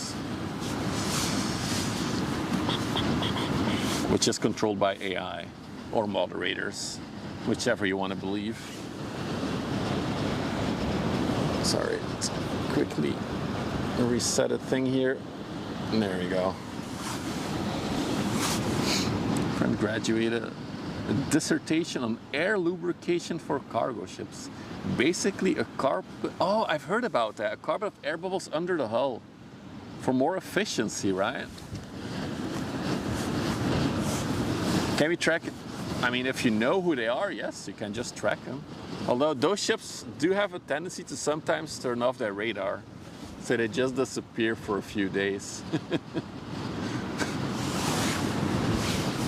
The thing is, you don't know what the shadow oil tankers are, because they will be sitting on their flags like from other countries. AI, actual individuals.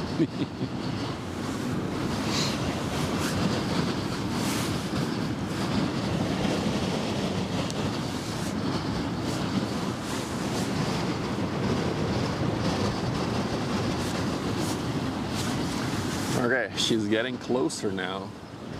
Been staring at her for a while, but there we go. She's not that far anymore. Good afternoon, well done burger. Used the airport for a fish tank. They saved one. Negative or negative. That's not very efficient, is it?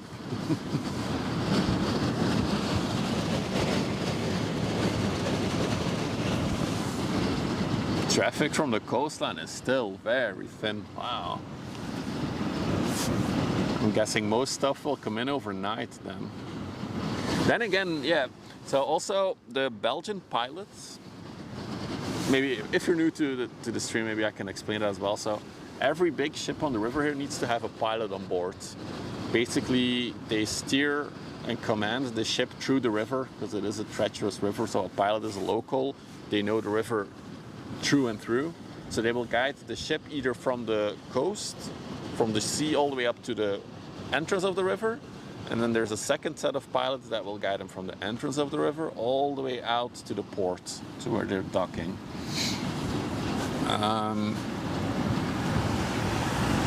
But there's Dutch pilots from the Netherlands, and there's also Belgian pilots. Those mostly are the river pilots. And now they are going on some kind of strike. It's not really a strike, the Belgian pilots, because they're unhappy with the government.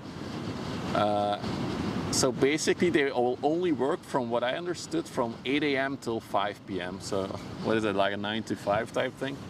So I wonder if there won't be any ships coming in towards Ghent or Antwerp or leaving overnight while they do their protesting. Oh, that's a cool shot right there. If you can get the cameras to be still, there you go.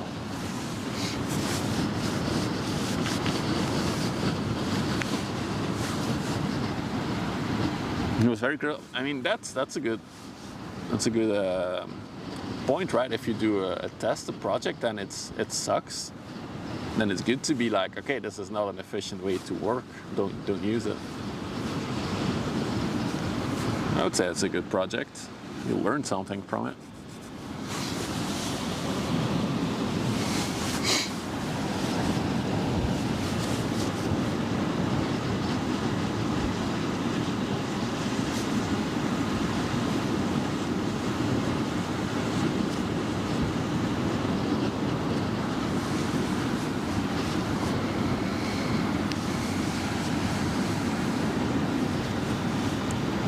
As a maritime officer, I feel different about that. Oh no. Your complaints about the command EGB are with toast. I have nothing to do with the commands. Can that ship break ice? I'm not sure about these ones, Dave. There are a few that come on the river that have an ice classification. I don't think these are. But these also don't go up that far north. So a lot of these big MSC ships, they will do a bunch of ports in Europe and then around Europe. And then they'll do a big trip to Asia and back. Ships are cool. And yeah, it does have something gloomy to it, especially when it's like in the clouds.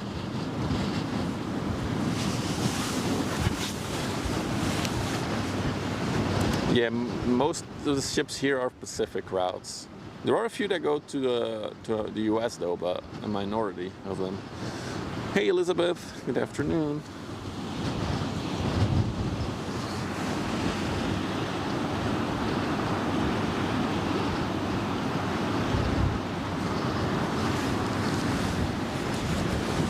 All right, so next up are 3 ships. I think the tanker is also gonna come out in a minute here. We got the container ship, a vehicles carrier, and then a tanker from Maersk.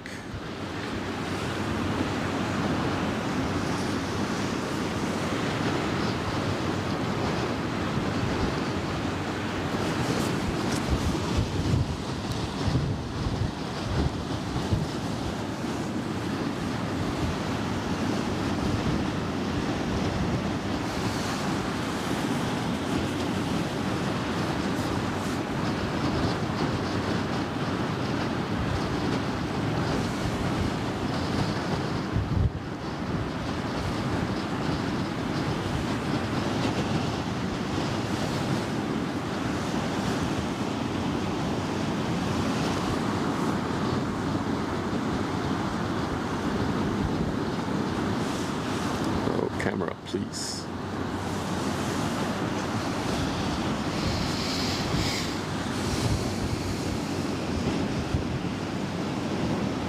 So normally we would be getting into the sky with the drone by now, but yeah, wind.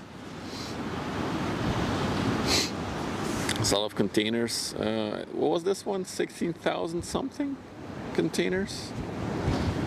I forgot if we looked it up already. I think it was about 16,000 20-foot containers, Woody. So if you would line them up in a line, it would probably be like a line of 100 kilometers long.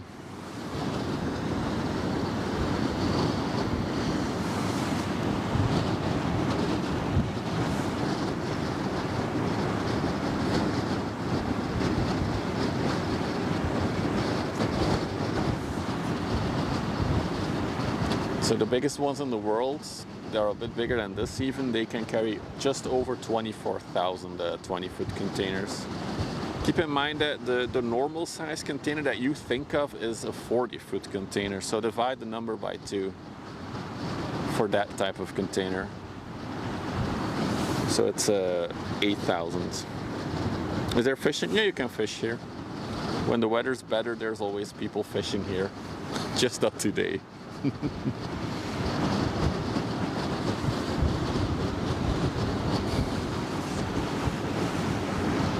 Don't ask me what they're fishing on though. I have no idea. But yeah, I think we did the lineup thing for the biggest one in the world, and I think it was a line of over 130 kilometers long. If you would fully stack the ship. You know, so this one came from Antwerp, Sarah, and it's going to... Was this one going to Rotterdam? I keep forgetting. No, it's going to Gdansk in Poland. Is the channel wide enough for overtaking? Yes, because ships have to cross each other as well, right? But it is narrow. Can I show? So the shipping link goes between the red buoys over there. That's the outer edge, and then there's green ones on this side. There's one. So they have to stay within those 2 buoys to be deep enough in the water.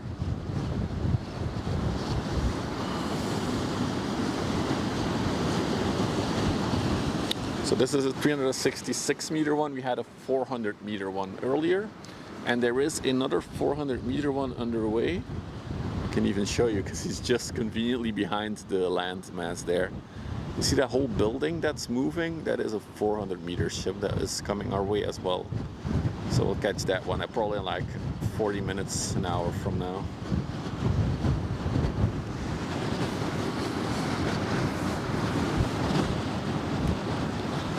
And 400 meter is as big as they get in terms of length overall. There's a few vessels bigger, but those don't even go to ports. So 400 meter is like the longest. And then the widest are 61 meters.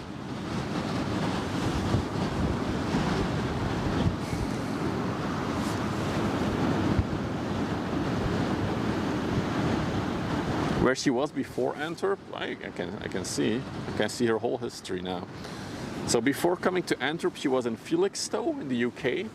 And before that, she came from Colombo in Sri Lanka. And I'm pretty sure before that, she'll be doing stops in Asia. She was in Colombo September 1st. So that's over a month ago now. But as all these ships work, so they go through a series of ports here in Europe, and then they will do the long distance trip to Asia. They'll do a whole bunch of ports in Asia, and then they'll do the exact same thing back to Europe. The crew size on these ships doesn't say on radar, but it's always around 20 to 30 people for a ship this size. That's everyone, including the cook and the deck hands and the officers. 20 to 30.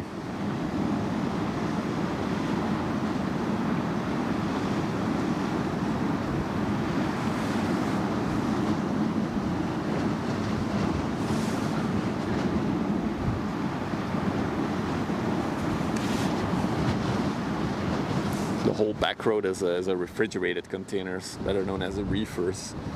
You see those marking, well, those cutouts on the side, that's to place the refrigeration unit in the container.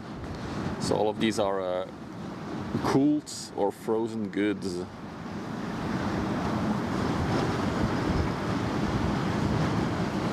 Yeah, this is the first time that we see the MSC Maria, I think, yeah.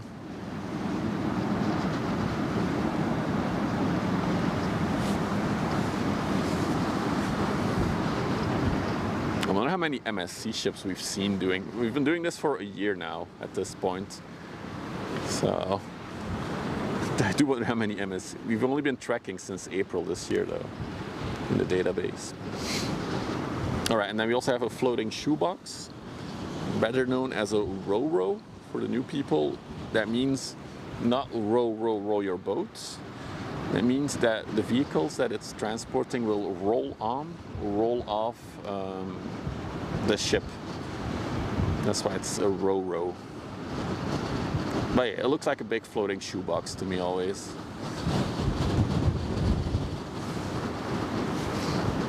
So this one is going to Seabrew, so it's just going up the coast here.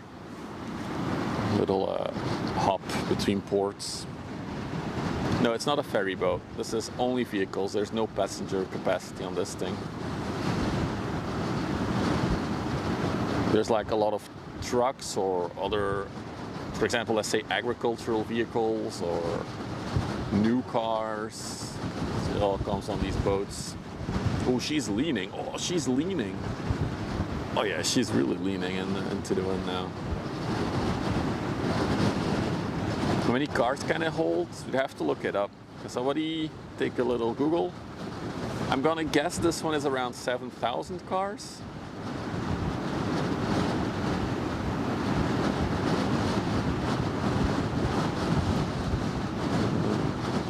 Ever seen a boat docked here? Oh, all the time, Dave.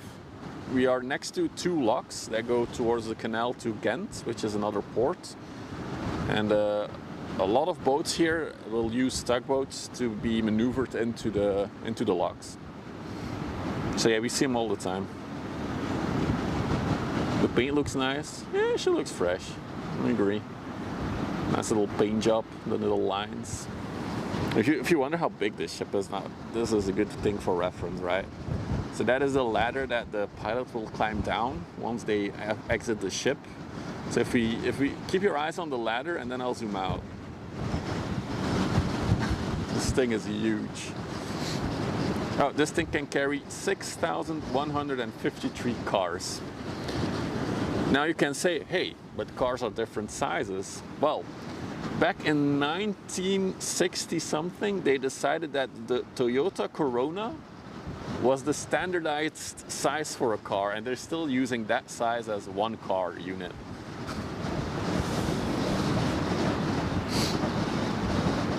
And it's a Japanese flagged ship. They're usually well maintained. If we zoom in on the back now, you can just see the little, it's just behind the corner there, but that is a bridge that will lower, and that's how they roll and roll the cars or other vehicles, the wind, on and off the ship.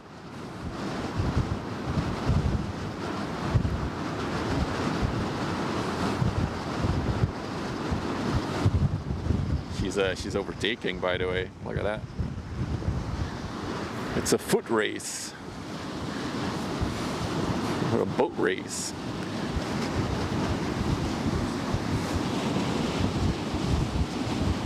It's almost like the MSC ship slowed down a bit to let her overtake smoothly.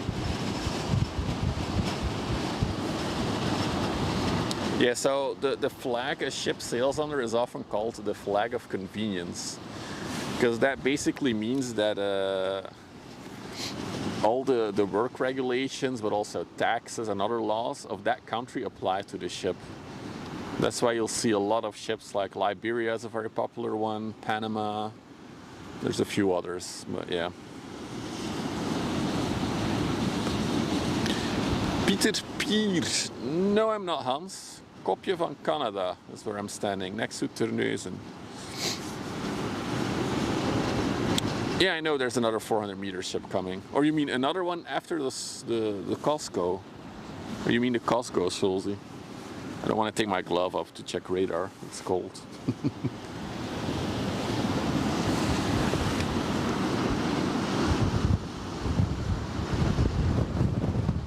Also saw somebody ask, are the reefers, the refrigerated containers, mostly white, gray? Yes. It's very typical for the refrigerated ones to be white. I'm not sure if there's like an international standard for it, or if it's just everybody thinks it's convenient to know and they just stick to it. The Costco, yeah, I know the Costco. I can already see it even. So I'll definitely wait for the Costco. No, they do notice the wind. Keep in mind that the river was closed for the past 24 hours because of the high winds. So no ships were going out, no ships were coming in. So it's only reopened for the past few hours. Oh, some sunshine, that's nice. Probably also best to reflect the sun. I keep cool. Yeah, maybe. That could also be a good assumption, yeah.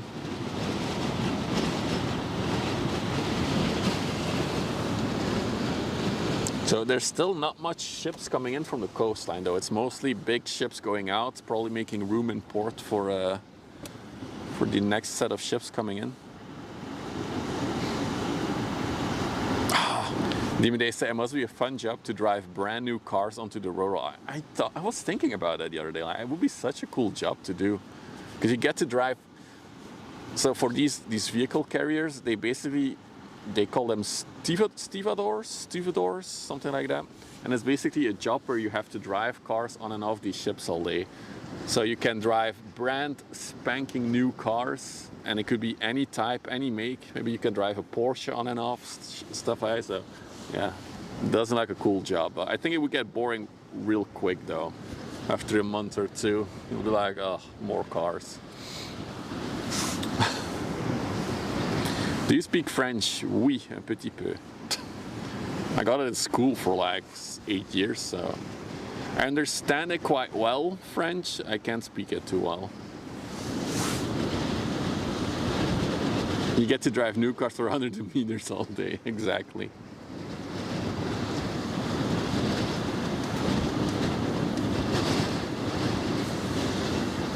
I think the keys are in the car, Demon Days, when they're transporting it like this. I saw a documentary on it, but I forgot. I think the keys were in the cars at all times. They just left them in there. You used to haul tractors that came off the Roro from the port of Galveston. There you go. There's brown stuff floating, better not be oil. Ooh.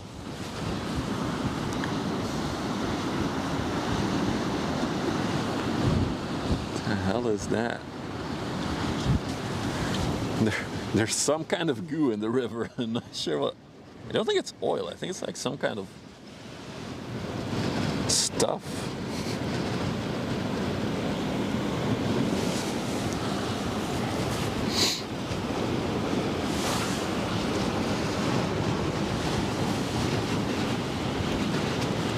Yep, they never take them out. Yeah, that's what I thought. Yeah.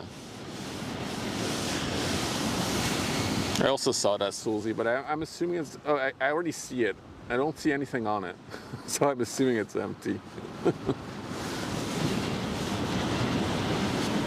We're just inspecting the giant squid. I don't think it's oil. It's too brown, I think.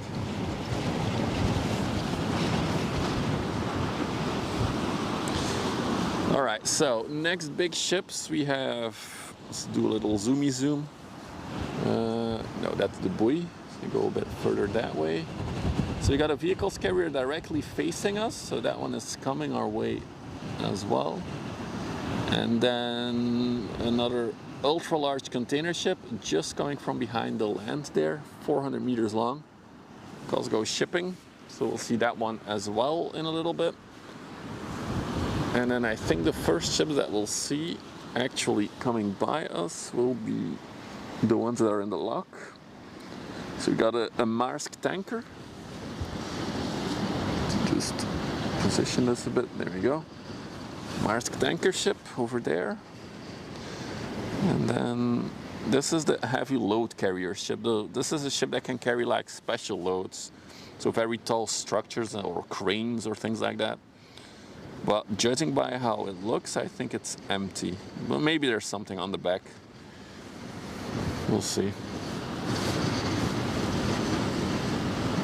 Amsterdam versus Rotterdam is bigger. Rotterdam is the biggest in Europe and Antwerp is the second biggest, if I'm not mistaken. Although in Q1 of this year, Antwerp processed more containers than Rotterdam for the first time. But I believe traffic has slowed down a bit since, because yeah, world politics and shit like that.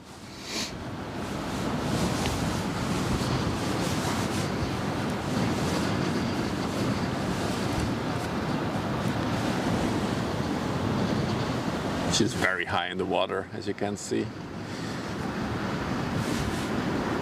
So it's quite unusual to see tankers of Maersk, especially coming from Ghent. So we saw it arrive last weekend, and now it's leaving again. I'm surprised on how new they are. Yeah, the average age of like these big commercial ships are mostly around 20 to 30 years old, and then they're scrapped. Smaller ships have a longer lifespan, but like these ultra large ones, 20 to 30 years and then they're done. Oh, the bridge is opening. Just pan it a little bit more. There we go.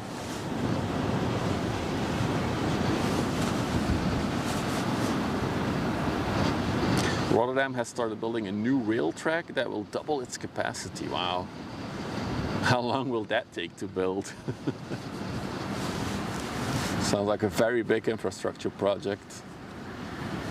But yeah, a lot of ports in Europe apparently are struggling with capacity and are dealing with like big waiting times for ships to come in and do their stuff. I saw an article that in Rotterdam it used to be an exception, but now it's the norm that you have to wait once you arrive 60 to 70 hours before you're able to come in to empty and load. And I heard it's the same for Antwerp. They're also, for certain, I think even for containers, they're very at their limit, what they're able to process. And I'm not sure if Antwerp has any expansion plans at this moment.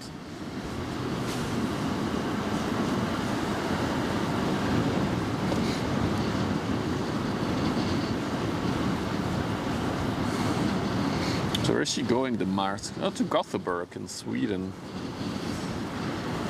Empty trip. It's because ships are getting bigger and bigger. I would say that we've been stuck at the 400 meter, 60, 62 meter mark for a while now. And I don't think they'll get any bigger anytime soon, as that is the limit for like the Suez Canal and the Panama Canal. I think it will be a while before we see even bigger ships go into ports.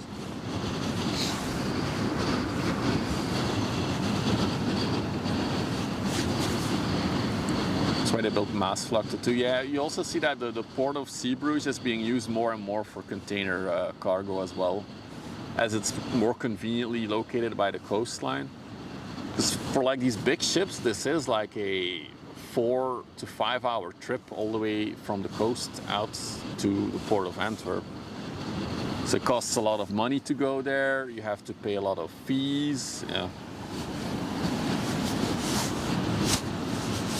I was wanted to see them. Where in the US would you have to go for the bigger ones? And a lot of them. I think, which one is it again? I think it's in North Carolina. There's a massive one, a massive port.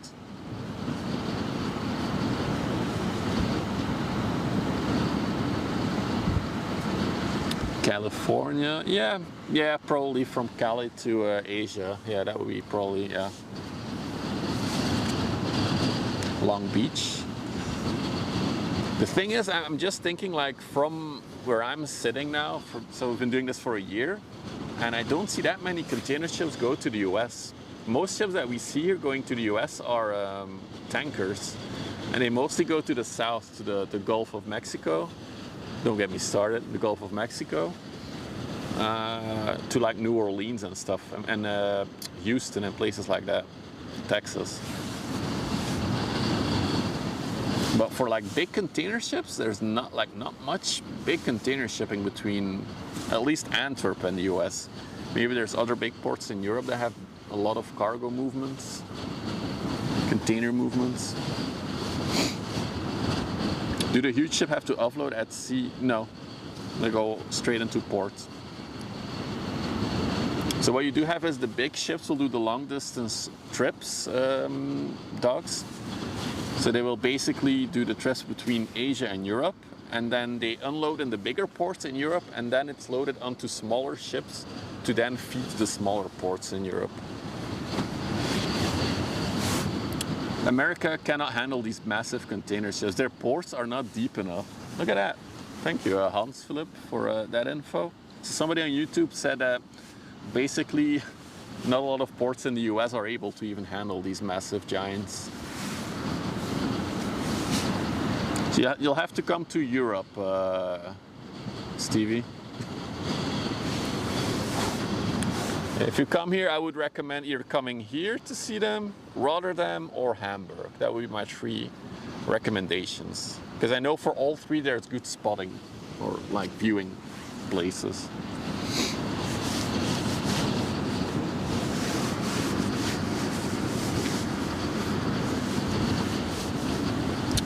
No smoking indeed.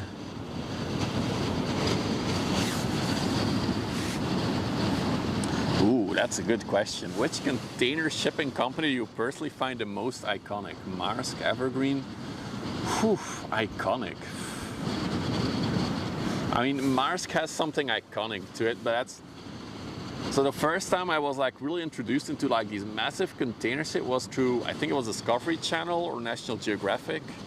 And it was like a whole documentary on the Emma Maersk, which was like a very, very large container ship at the time. And it was very impressive. So I guess for me, Maersk has a bit of a ring to it. In terms of like seeing ships from day to day, I think MSC is pretty impressive here, as they have so many ships going to and from Antwerp. You like ONE because of the pink? To says Eco. You mean the little green feeder ships? The Ecos?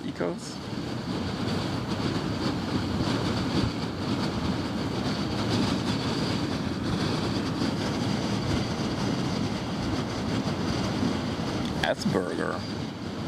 Finlines? I think you're biased to Condas.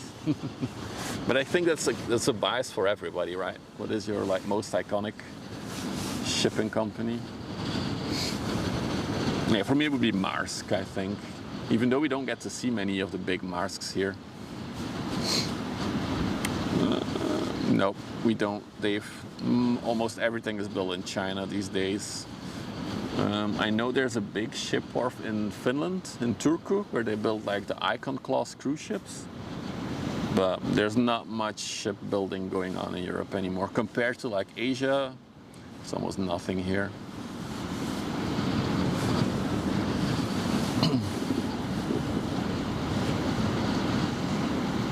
You like the MSCs, but the CMA CGM stands out. I do think that CMA CGM has a very cool paint job on their ultra large container ships, and also on their vehicle carriers from CMA. So that is a good looking ship. Building a ship is too expensive over here. Yeah, probably. That's one of the reasons. It's all about the money. But that's not joke. Yeah, I finished it. I don't know, I burned out on it quick. I burned out on streaming last year in general. That's when I came here off stream. I liked it. Tried to stream it. People seem to like the vibe as well, so that's what we do now. The Netherlands has some big yacht building. Yep, that's true. There's a big private yacht building company up the river here, at the entrance of the river, Damen. We still have to go there for a stream, that area.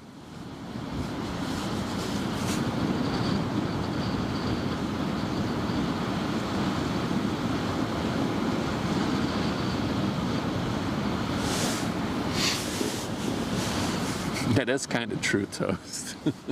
It's kind of true. At least the interesting one. All right. I think the Maersk is slowly moving. Oh, the tugboat is tugging a bit sideways. So the lock that you're looking at now, I believe, is like one of the biggest in Europe. It's not the biggest, but one of the biggest. I didn't even know that until recently. But it's very long. It's like over 500 meters long, I believe. And I don't know how wide it was again. But yeah, one of the bigger in Europe. Maybe even in the world. Military vessels? No, well,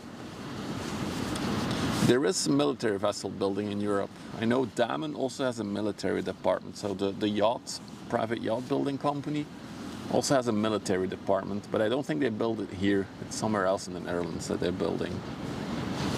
But I read an article last week that they're in financial problems, Damen. At least the military branch building is.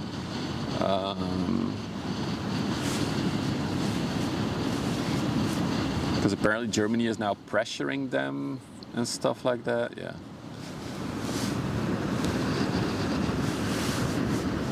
Basically, Germany ordered like 5 ships with them, and now they're in financial problems, and they're not sure they're going to see the ship sink or not.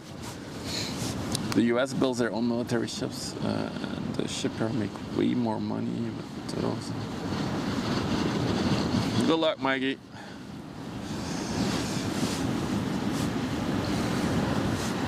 I do think that it is a specialty shipbuilding that Europe and also the whole Western world has lost a little bit,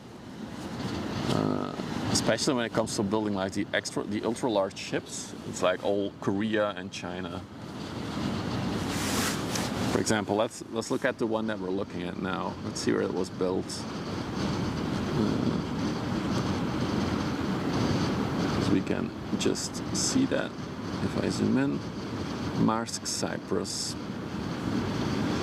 This one was built by Samsung Nimbo in China. So it's a Samsung ship built in China.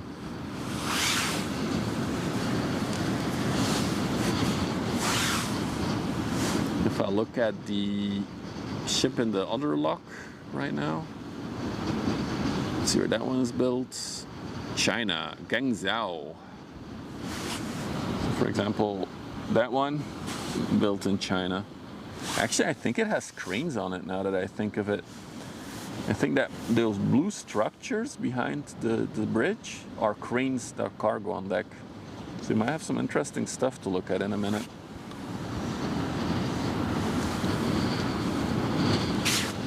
Yeah, she's sitting very high out in the water. She's completely empty.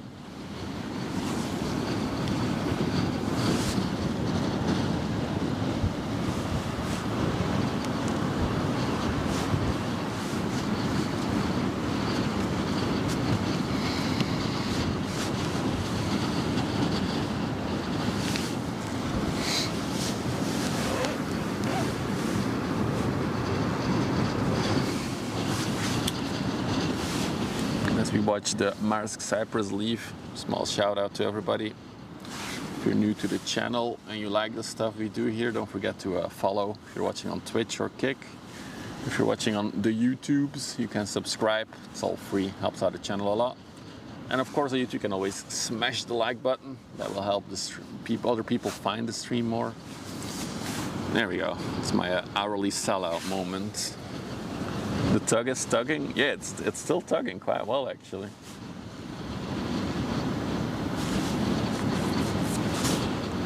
Usually when they leave the lock, they immediately detach the tug, so it's interesting that this one is still pulling a bit. Almost like a dance.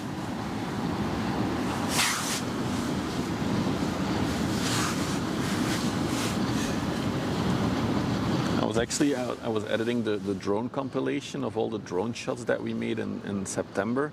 I have one drone shot of a tug behind a ship that is like going sideways to like slow it down. It's going to be a really cool part of the video.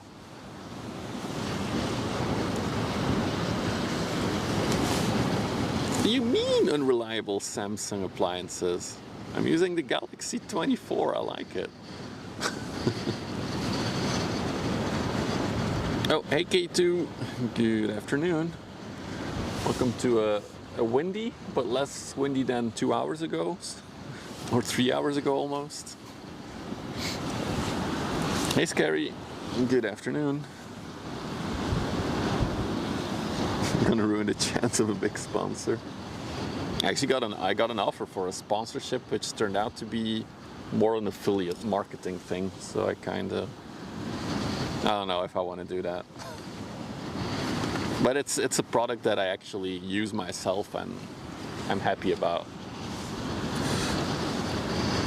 But I don't want to sell out too much. Oh yeah, that's true, K2. We saw a ship earlier that was named K2. Are there other ship spotters out? There's one today. There's one other person. But like when it's good weather, there's like 5, 6 we've had as well. So it's a popular spot for ship spotting and photography of ships as well.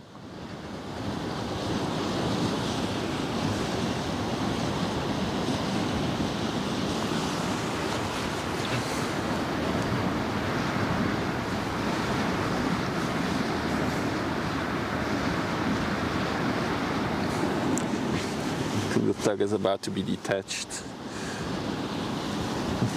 You might see the line go, oh yeah, the line is going down. They're lowering the line.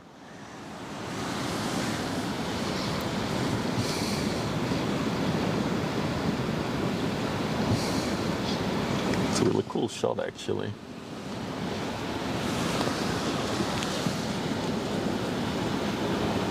Yep, there it is. The line is in. Now they're going to detach it and it'll pull up the rope. Oh no, there it is. Oh no, it's fully loose just. Oh, that's it.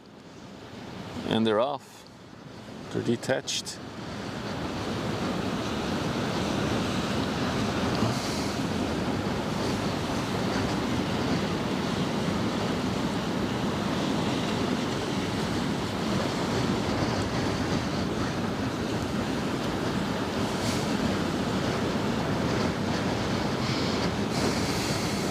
Cyprus on the way to Gothenburg now.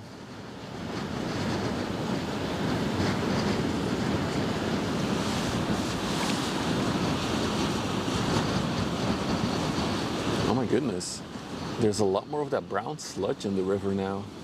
Remember the brown stuff that we saw earlier? There's a lot of it now. Maybe it has something to do with the storm, stuff that like accumulated in the water. I'll show you in a minute when this one comes out.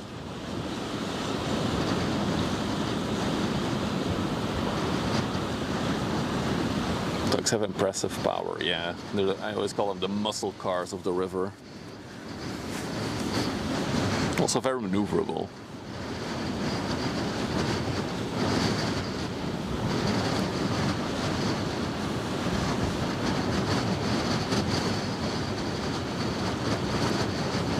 We're looking at the suspect. Nah, this one nicely emptied out in port over the past week. It's funny, when we saw it come in, it was really deep in the water. Now it's so high.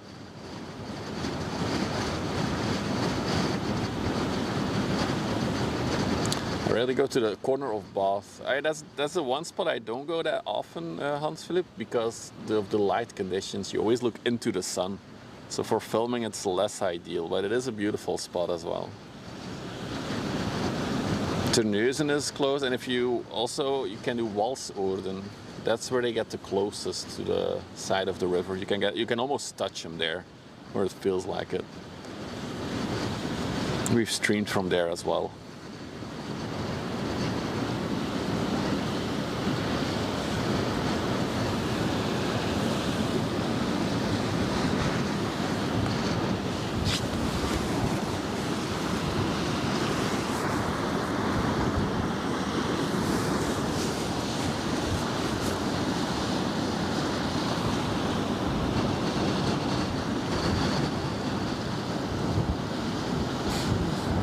Always sun in the lens, yeah. No honk when they leave? No, it's not like a cruise ship.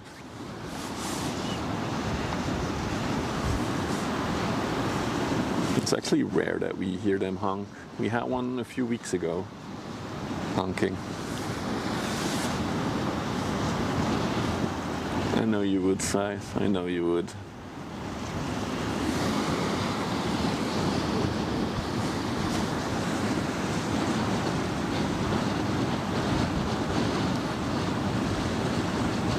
It's called surf foam?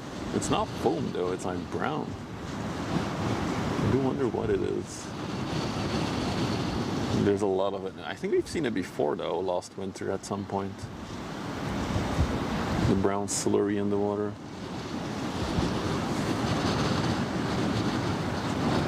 Yeah, it's probably organic though.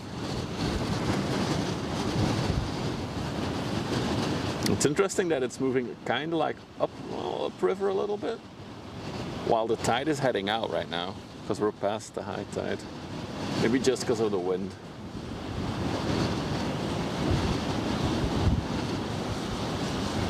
Right, she's picking up speed.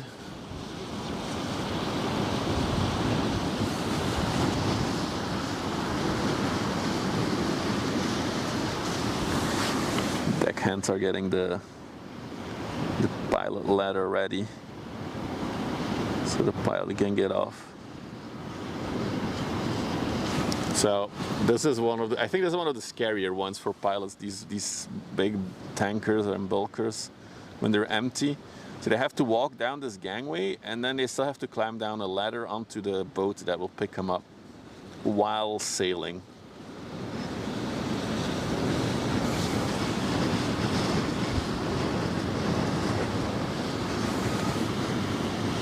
No idea, Cliff, but a train will not transport it across an ocean.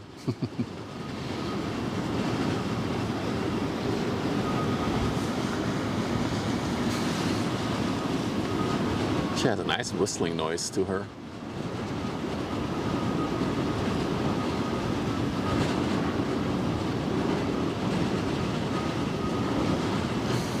The arrows indicate where a tugboat can push. If a tugboat has to push it, it has to do it at one of the arrows locations. That's where the hull is the strongest points of the hull. So there's the least chance of doing any damage.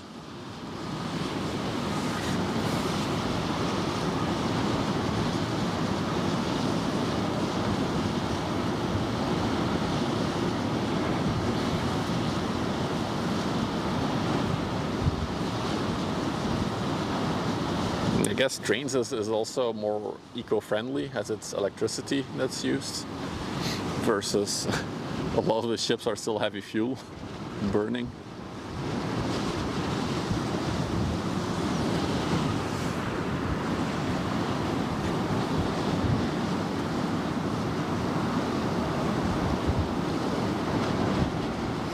Do you get to see the unloading? No, that's much further up the river that happens. It happens at the exit of the river. So basically, right about, see those buildings in the distance? That's the exit of the river. That's where this river becomes the sea. And that's also where the pilots get off. So I would like to do one stream at some point showing it, because you can see it, but it's far away. Like we would have to be zoomed in the entire time probably. Ships don't go too close there. So close to the edge of the river. Wow, that one is, maybe it's an optical illusion, but it looks like this thing is leaning quite a bit actually. Yeah, I would say this one is, there's a good lean to this vehicle's carrier. What city is that? Vlissingen. Or Flushing, sometimes called in English. Flushing, Netherlands.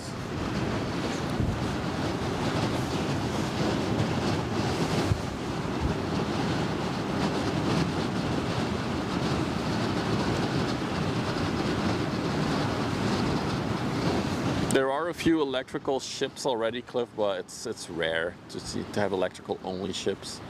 I believe there's a ferry between Spain and Morocco that they are going to experiment with having it fully electric for that size of ship.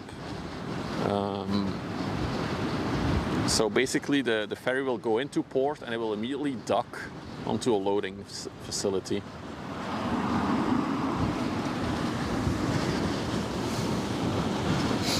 It's barely in the water. This thing is 7.5 meters in the water, John. So still pretty deep. Ooh, we got some good splashing going on this inland ship. I was gonna show you guys the sludge, but I was distracted.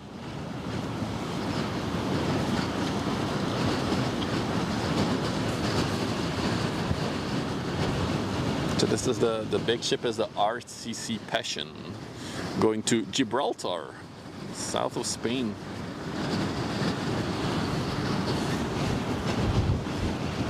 Neat. So, hang on, I've been looking at something all day. I don't know what I'm seeing. What is that? Is that? Oh, it's cranes. Never seen that before. We're building something new there. It's new cranes. Okay. Also, yeah, that is the big 400-meter ship that is also underway here.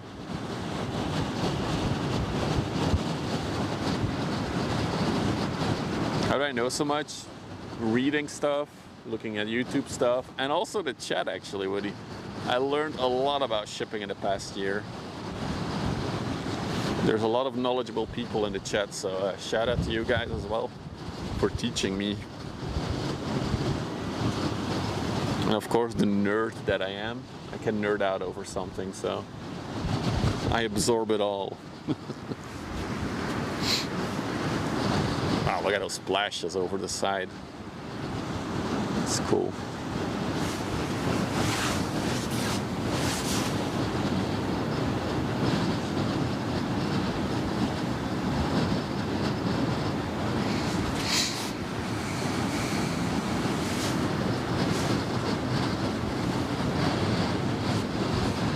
Oh really, AGB? Didn't know that. I believe the river drone ships that are here on the river are also electric, I believe. But those are like small inland ships, so I didn't count those.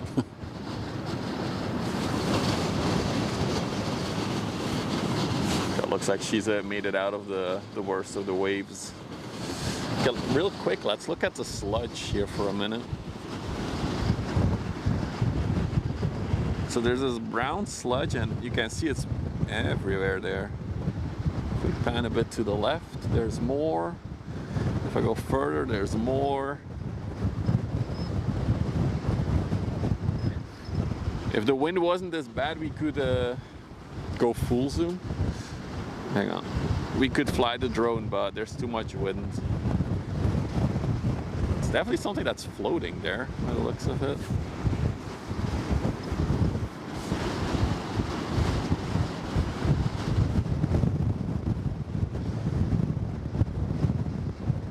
Yeah, it could be seaweed or kelp. Yeah, it's probably because of the storm that it accumulates together and all the tidal stuff. Yeah, lots of it there and there. Okay, I'm keeping an eye out on the heavy load carrier, but it's still in the locks. So the Roro it is for now. It's not called PFAS. No, it's not. It's not PFAS. It's sewage.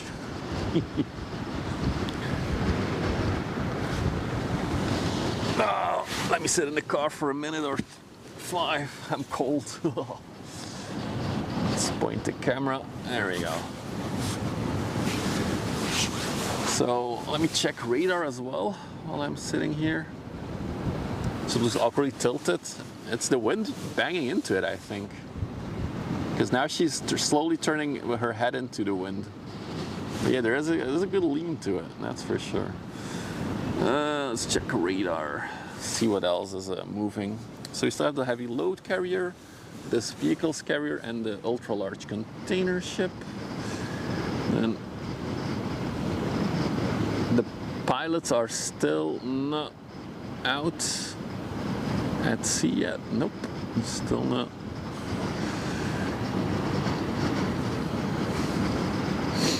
Not much moving in. Okay, then let's check towards Antwerp. What else is moving there? What is that? That's a tanker. Okay, after that tanker, it also dies down a bit. So I think after these 3 big ships, we'll probably wrap things up for today, unless something cool appears. All right, still got some stuff coming though.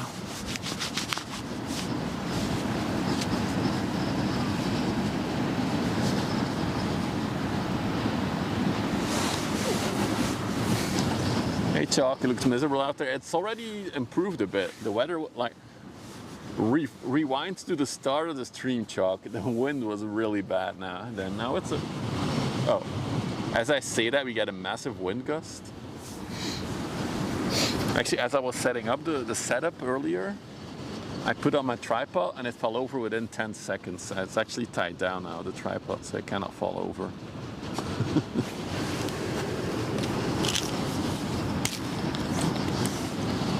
She's listing a bit because of the turn. Yeah, for sure. Although I feel like even now she's listing a little bit. Just a tiny bit.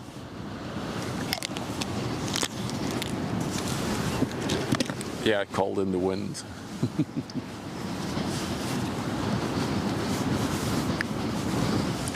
But if you're just joining, the river was closed for the past 24 hours.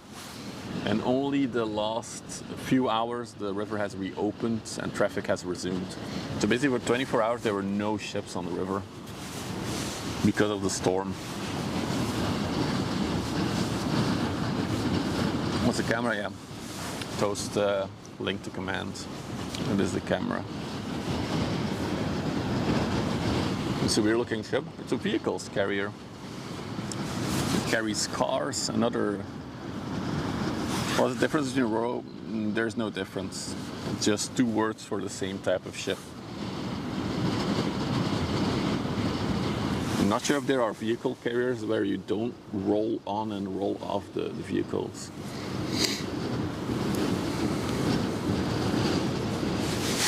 Is she an oldie? 2011.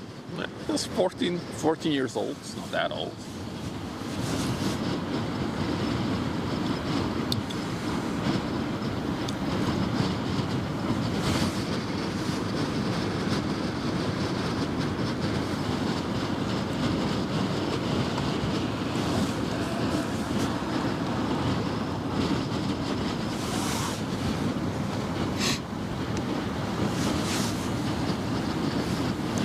Most Ro-Ros aren't vehicle carriers. What does that mean, Akamlas? Enlighten me. Tell me more. I need to learn more. I always assumed they're kind of similar.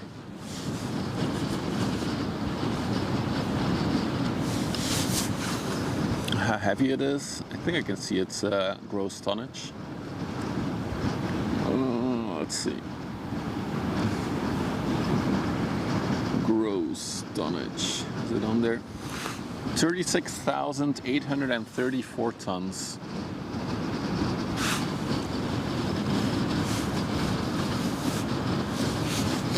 Okay, so vehicle carriers are made to carry vehicles only. Okay, and then Ro-Ros. What else do Ro-Ros carry that are not vehicles?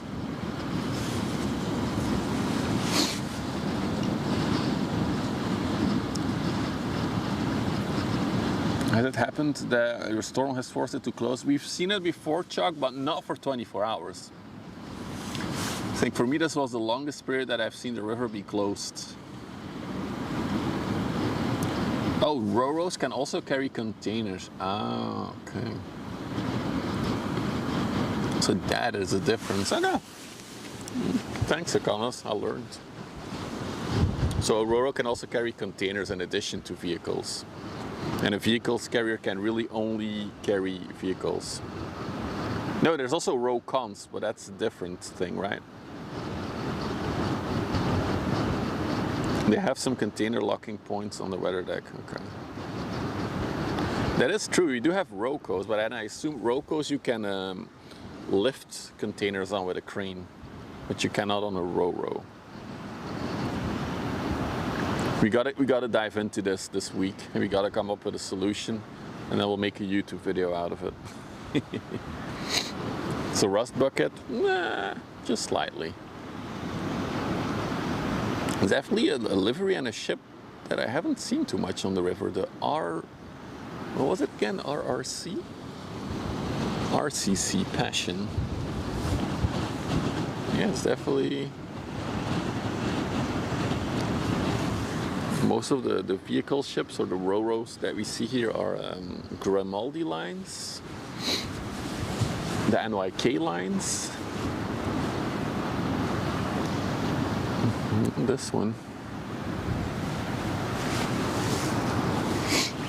Livestock carriers would be called trot-trots.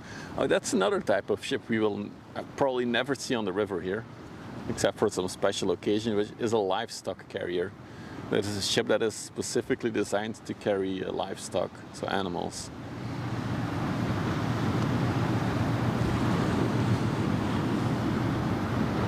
But I do feel like we don't see those really in Western Europe.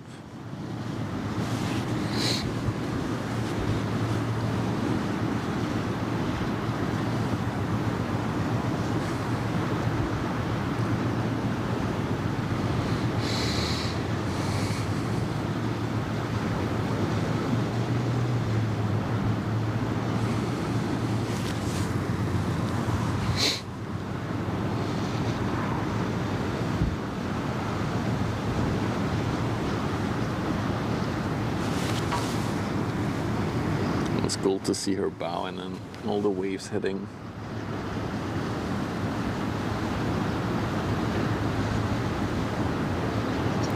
The Roro was built to also load oversized cargo on wheels, yeah, on heavy equipment that rolls. Yeah, fair.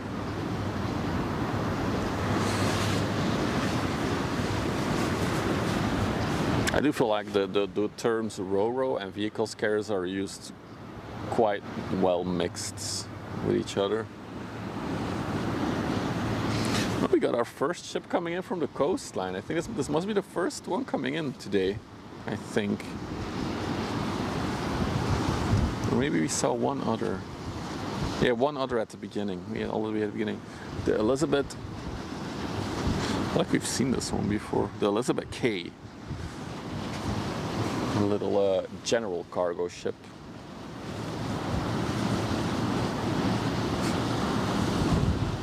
Maybe Demon Days, that would be an interesting stream. Although, yeah, I guess if they just stop traffic like they did this weekend, then we don't really benefit from having a hurricane for the stream. Maybe we shouldn't have hurricanes here. Then again, we do build our houses out of concrete, so hurricane is fine. She came from Drogheda in Ireland. What a name, Drogheda.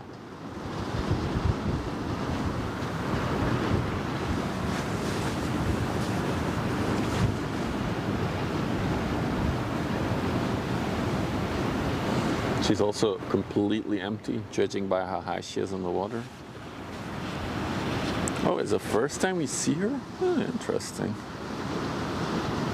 Did we see a ship called Elizabeth then, but something else? Elizabeth G, maybe. I feel like we've seen an Elizabeth ship quite recently, even.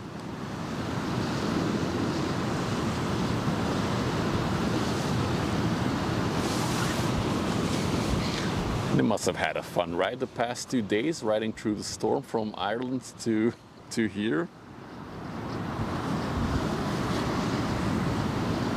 GSL Elizabeth. Okay, there it is. I knew I saw something. Okay. I'm not going crazy after all. It's good. Okay, we got 2 more big ships for today. More interesting ships. We got another 400-meter ultra-large container ship coming. And then we got a heavy load carrier with 2 big cranes on it, I think.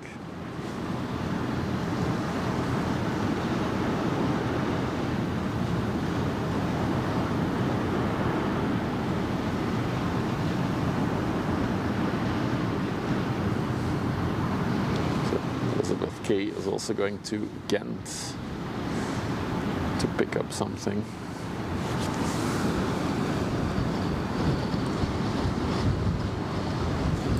There is the big 400 meter ship.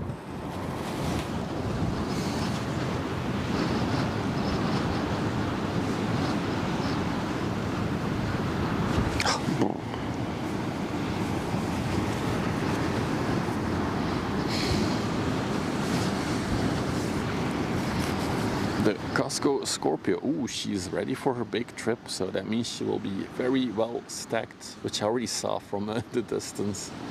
And she has a lot of containers on her, so she's going to China, to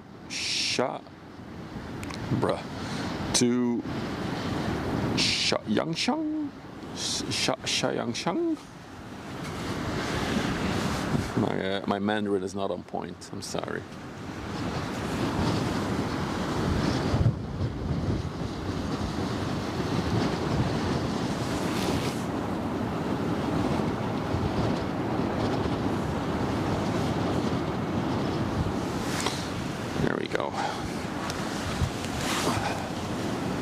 Yangshan.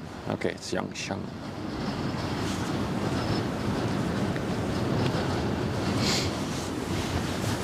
Fully loaded. Well, not 100% loaded, but yeah, definitely stacked for the long distance trip.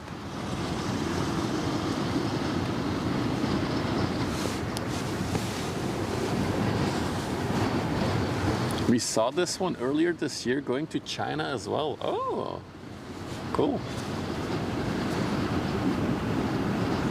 So in the meantime, she went to China, came back, and now she's off again. Wow, that's quite recent. Only 2 months ago. Not even, no, it is 2 months ago. Already October, 3 months ago, even. Okay. But yeah, these ships do have fixed rotations. For some shipping companies, you can even look up the rotations of each ship. So that there are fixed stops that they usually do. So it's always cool to see the head-on shot when they're coming straight towards you. So cool. Oh, that's even too much zoom.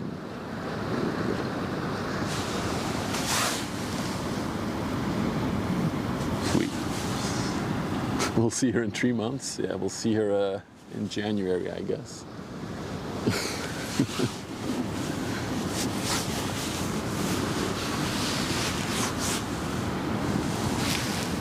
What is that emote? What the hell?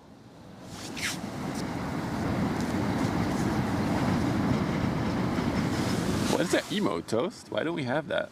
That was a good emote. Did you make that emote? Looks like... What? Dude, what is that? I can't see because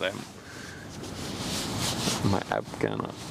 Oh, you added it. Yeah, so like I recognize the background. It's like exactly the shot we just did. Cool. Hey, Michael, how's the cruise? Or you're probably already done cruising now. Michael was on the Disney Wish cruise ship 1 or 2 weeks ago, I think. Already back in Belgium. Oh. I hope you had a good time, man. The newest Disney cruise ship, Disney Wish. Oh, we got another one. Just really quick. Oh, only a 3-day cruise. Ooh. Probably still paid way too much. We got a Chattanooga. So this is a small container ship that I saw coming in at the beginning of the stream. It's finally here. 2,000 euros for 3 days. Whoa. Jesus. I didn't even have to pay it, but it hurts. Chattanooga came from Gothenburg in Sweden. Lots of traffic to and from Gothenburg this stream.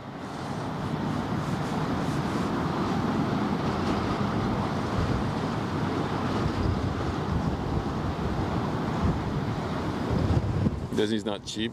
Yeah.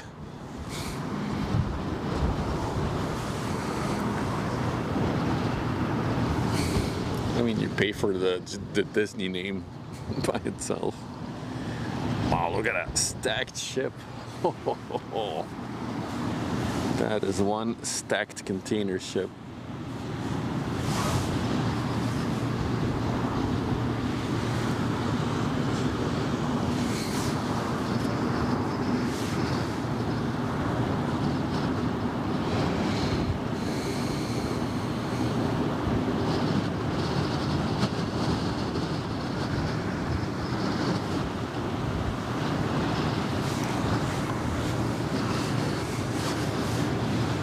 It's very busy. Yeah, so if you haven't heard it yet, Elizabeth, the river was closed for the past 24 hours because of Storm Amy. So the traffic has only reopened a few hours ago. So there's a lot of ships now coming out, and I would expect a lot of the ships coming in later. How many containers? 19,273.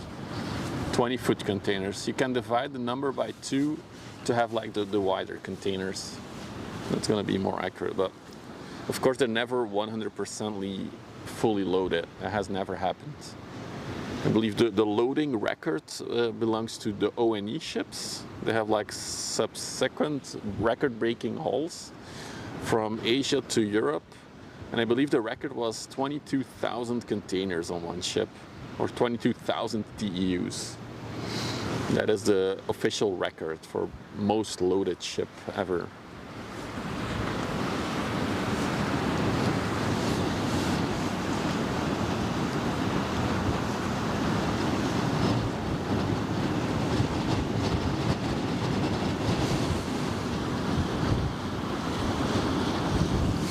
A little enlarged, yeah.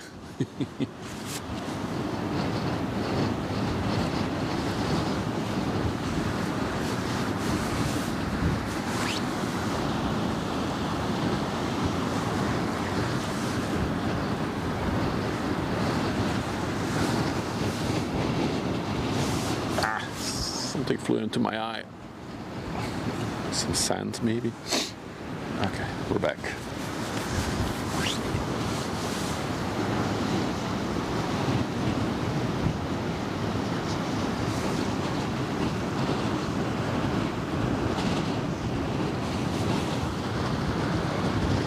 I know where a ship is headed. Vesselfinder.com. It's basically like the flight radar of ships. Everybody knows flight radar, but not everybody knows Vessel Finder. There's another one, marine traffic. You're looking for your next Disney cruise? I would recommend trying a cruise to Scandinavia, to the Nordics. It's cheaper, and I think it's also going to be it will also be really good.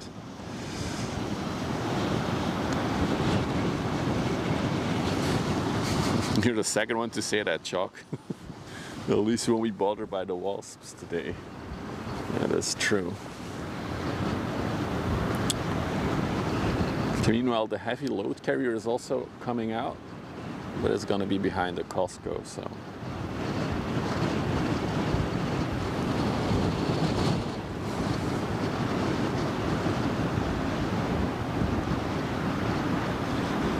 Maybe now is a good time to do my final sellout of the stream. If you like the ship spotting stuff, just hanging out here by the water. Don't forget to follow if you're watching on Kick and Twitch. If you're watching on YouTube, you can subscribe. It's all free and it helps the channel out a lot. And you know, if we reach 1 million YouTube subs, I will rent out a whole ship and we will do a big trip with the subscribers on the river.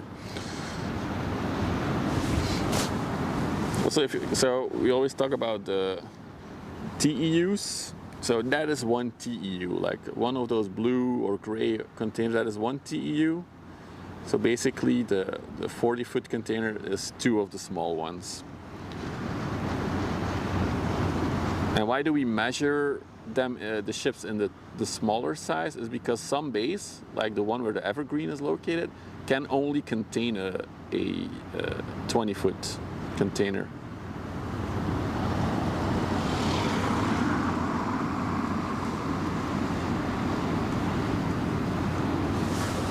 Hey little V, hope you're doing well. What a great parking place. It's also known as a dogging spot here. Yeah, this is an amazing spot. It's especially good for ship spotting when the weather is bad, as you can just sit or hide behind a car or sit in the car. Oh, this thing is huge, 400 meters. Doing good. Wow, the wind has really died down now, by the way. It's really crazy after such hard winds earlier. It's very calm now. All right, I'm gonna switch to the heavy load carrier because it's coming, and it definitely has cranes on it. What's happening there? Guy's riding his board through the grass. Looks like it's transporting more big port cranes.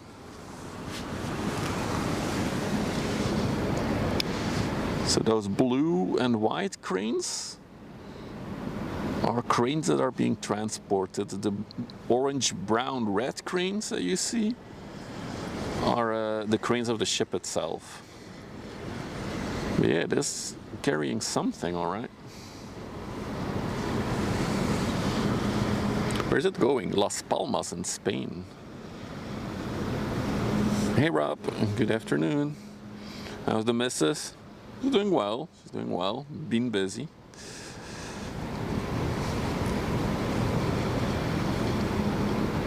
I also wonder what those yellow things are in the front.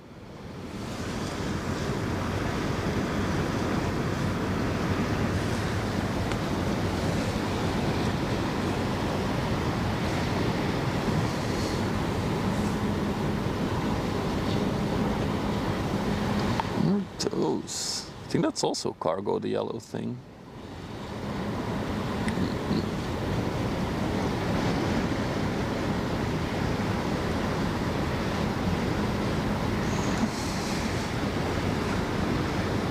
Hey Soren.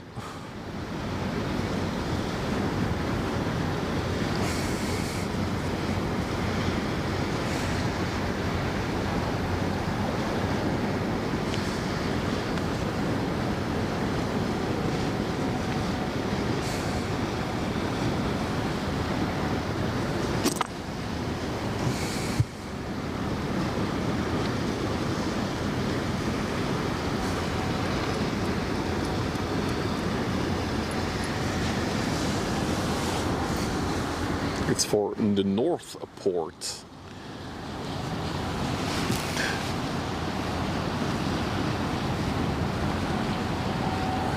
I think it's going to Spain.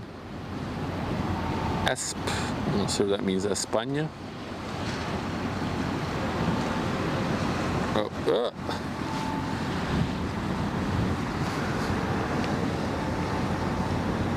well, those cranes are on rails, actually, I think. Cool.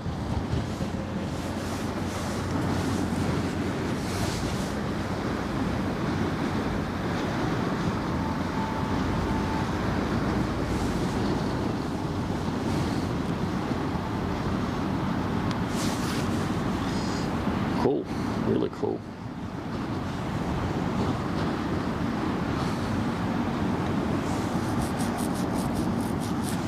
Two blue on deck and two yellow in the hull. There it could be. Oh, we're gonna get blocked here for a minute.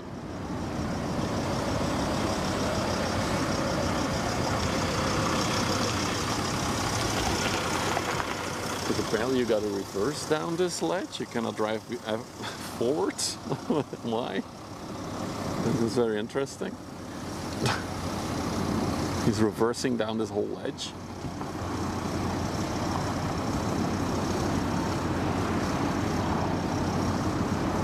Hey, thank you, Rob.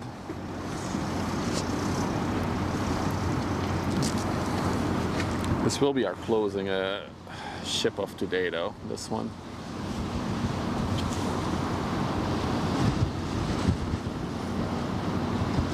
The tug is pulling it? No, the tug is just there, heading out, maybe to pick up a ship or something. But they're not attached in any way. Any cruise ships? Very rare. There's only like 10 a year that go to Antwerp, and they're small ones, so no cruise ships. We have better ships. We have like these massive container ships like this one. Oh god, it looks so stacked for a long distance journey. It's really cool. All right, Chattarinos. Let me push a button.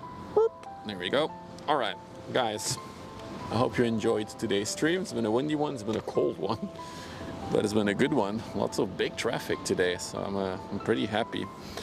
Don't forget, if you're new and you like what you saw, don't forget to subscribe or follow if you're watching on Twitch. And other than that, yeah, I'll be back next weekend as always, at some point. For updates, you can always join the Discord. We're always talking about stuff in there as well. Other than that, thank you all for hanging out with me, and I'll see you all very, very soon. Bye-bye.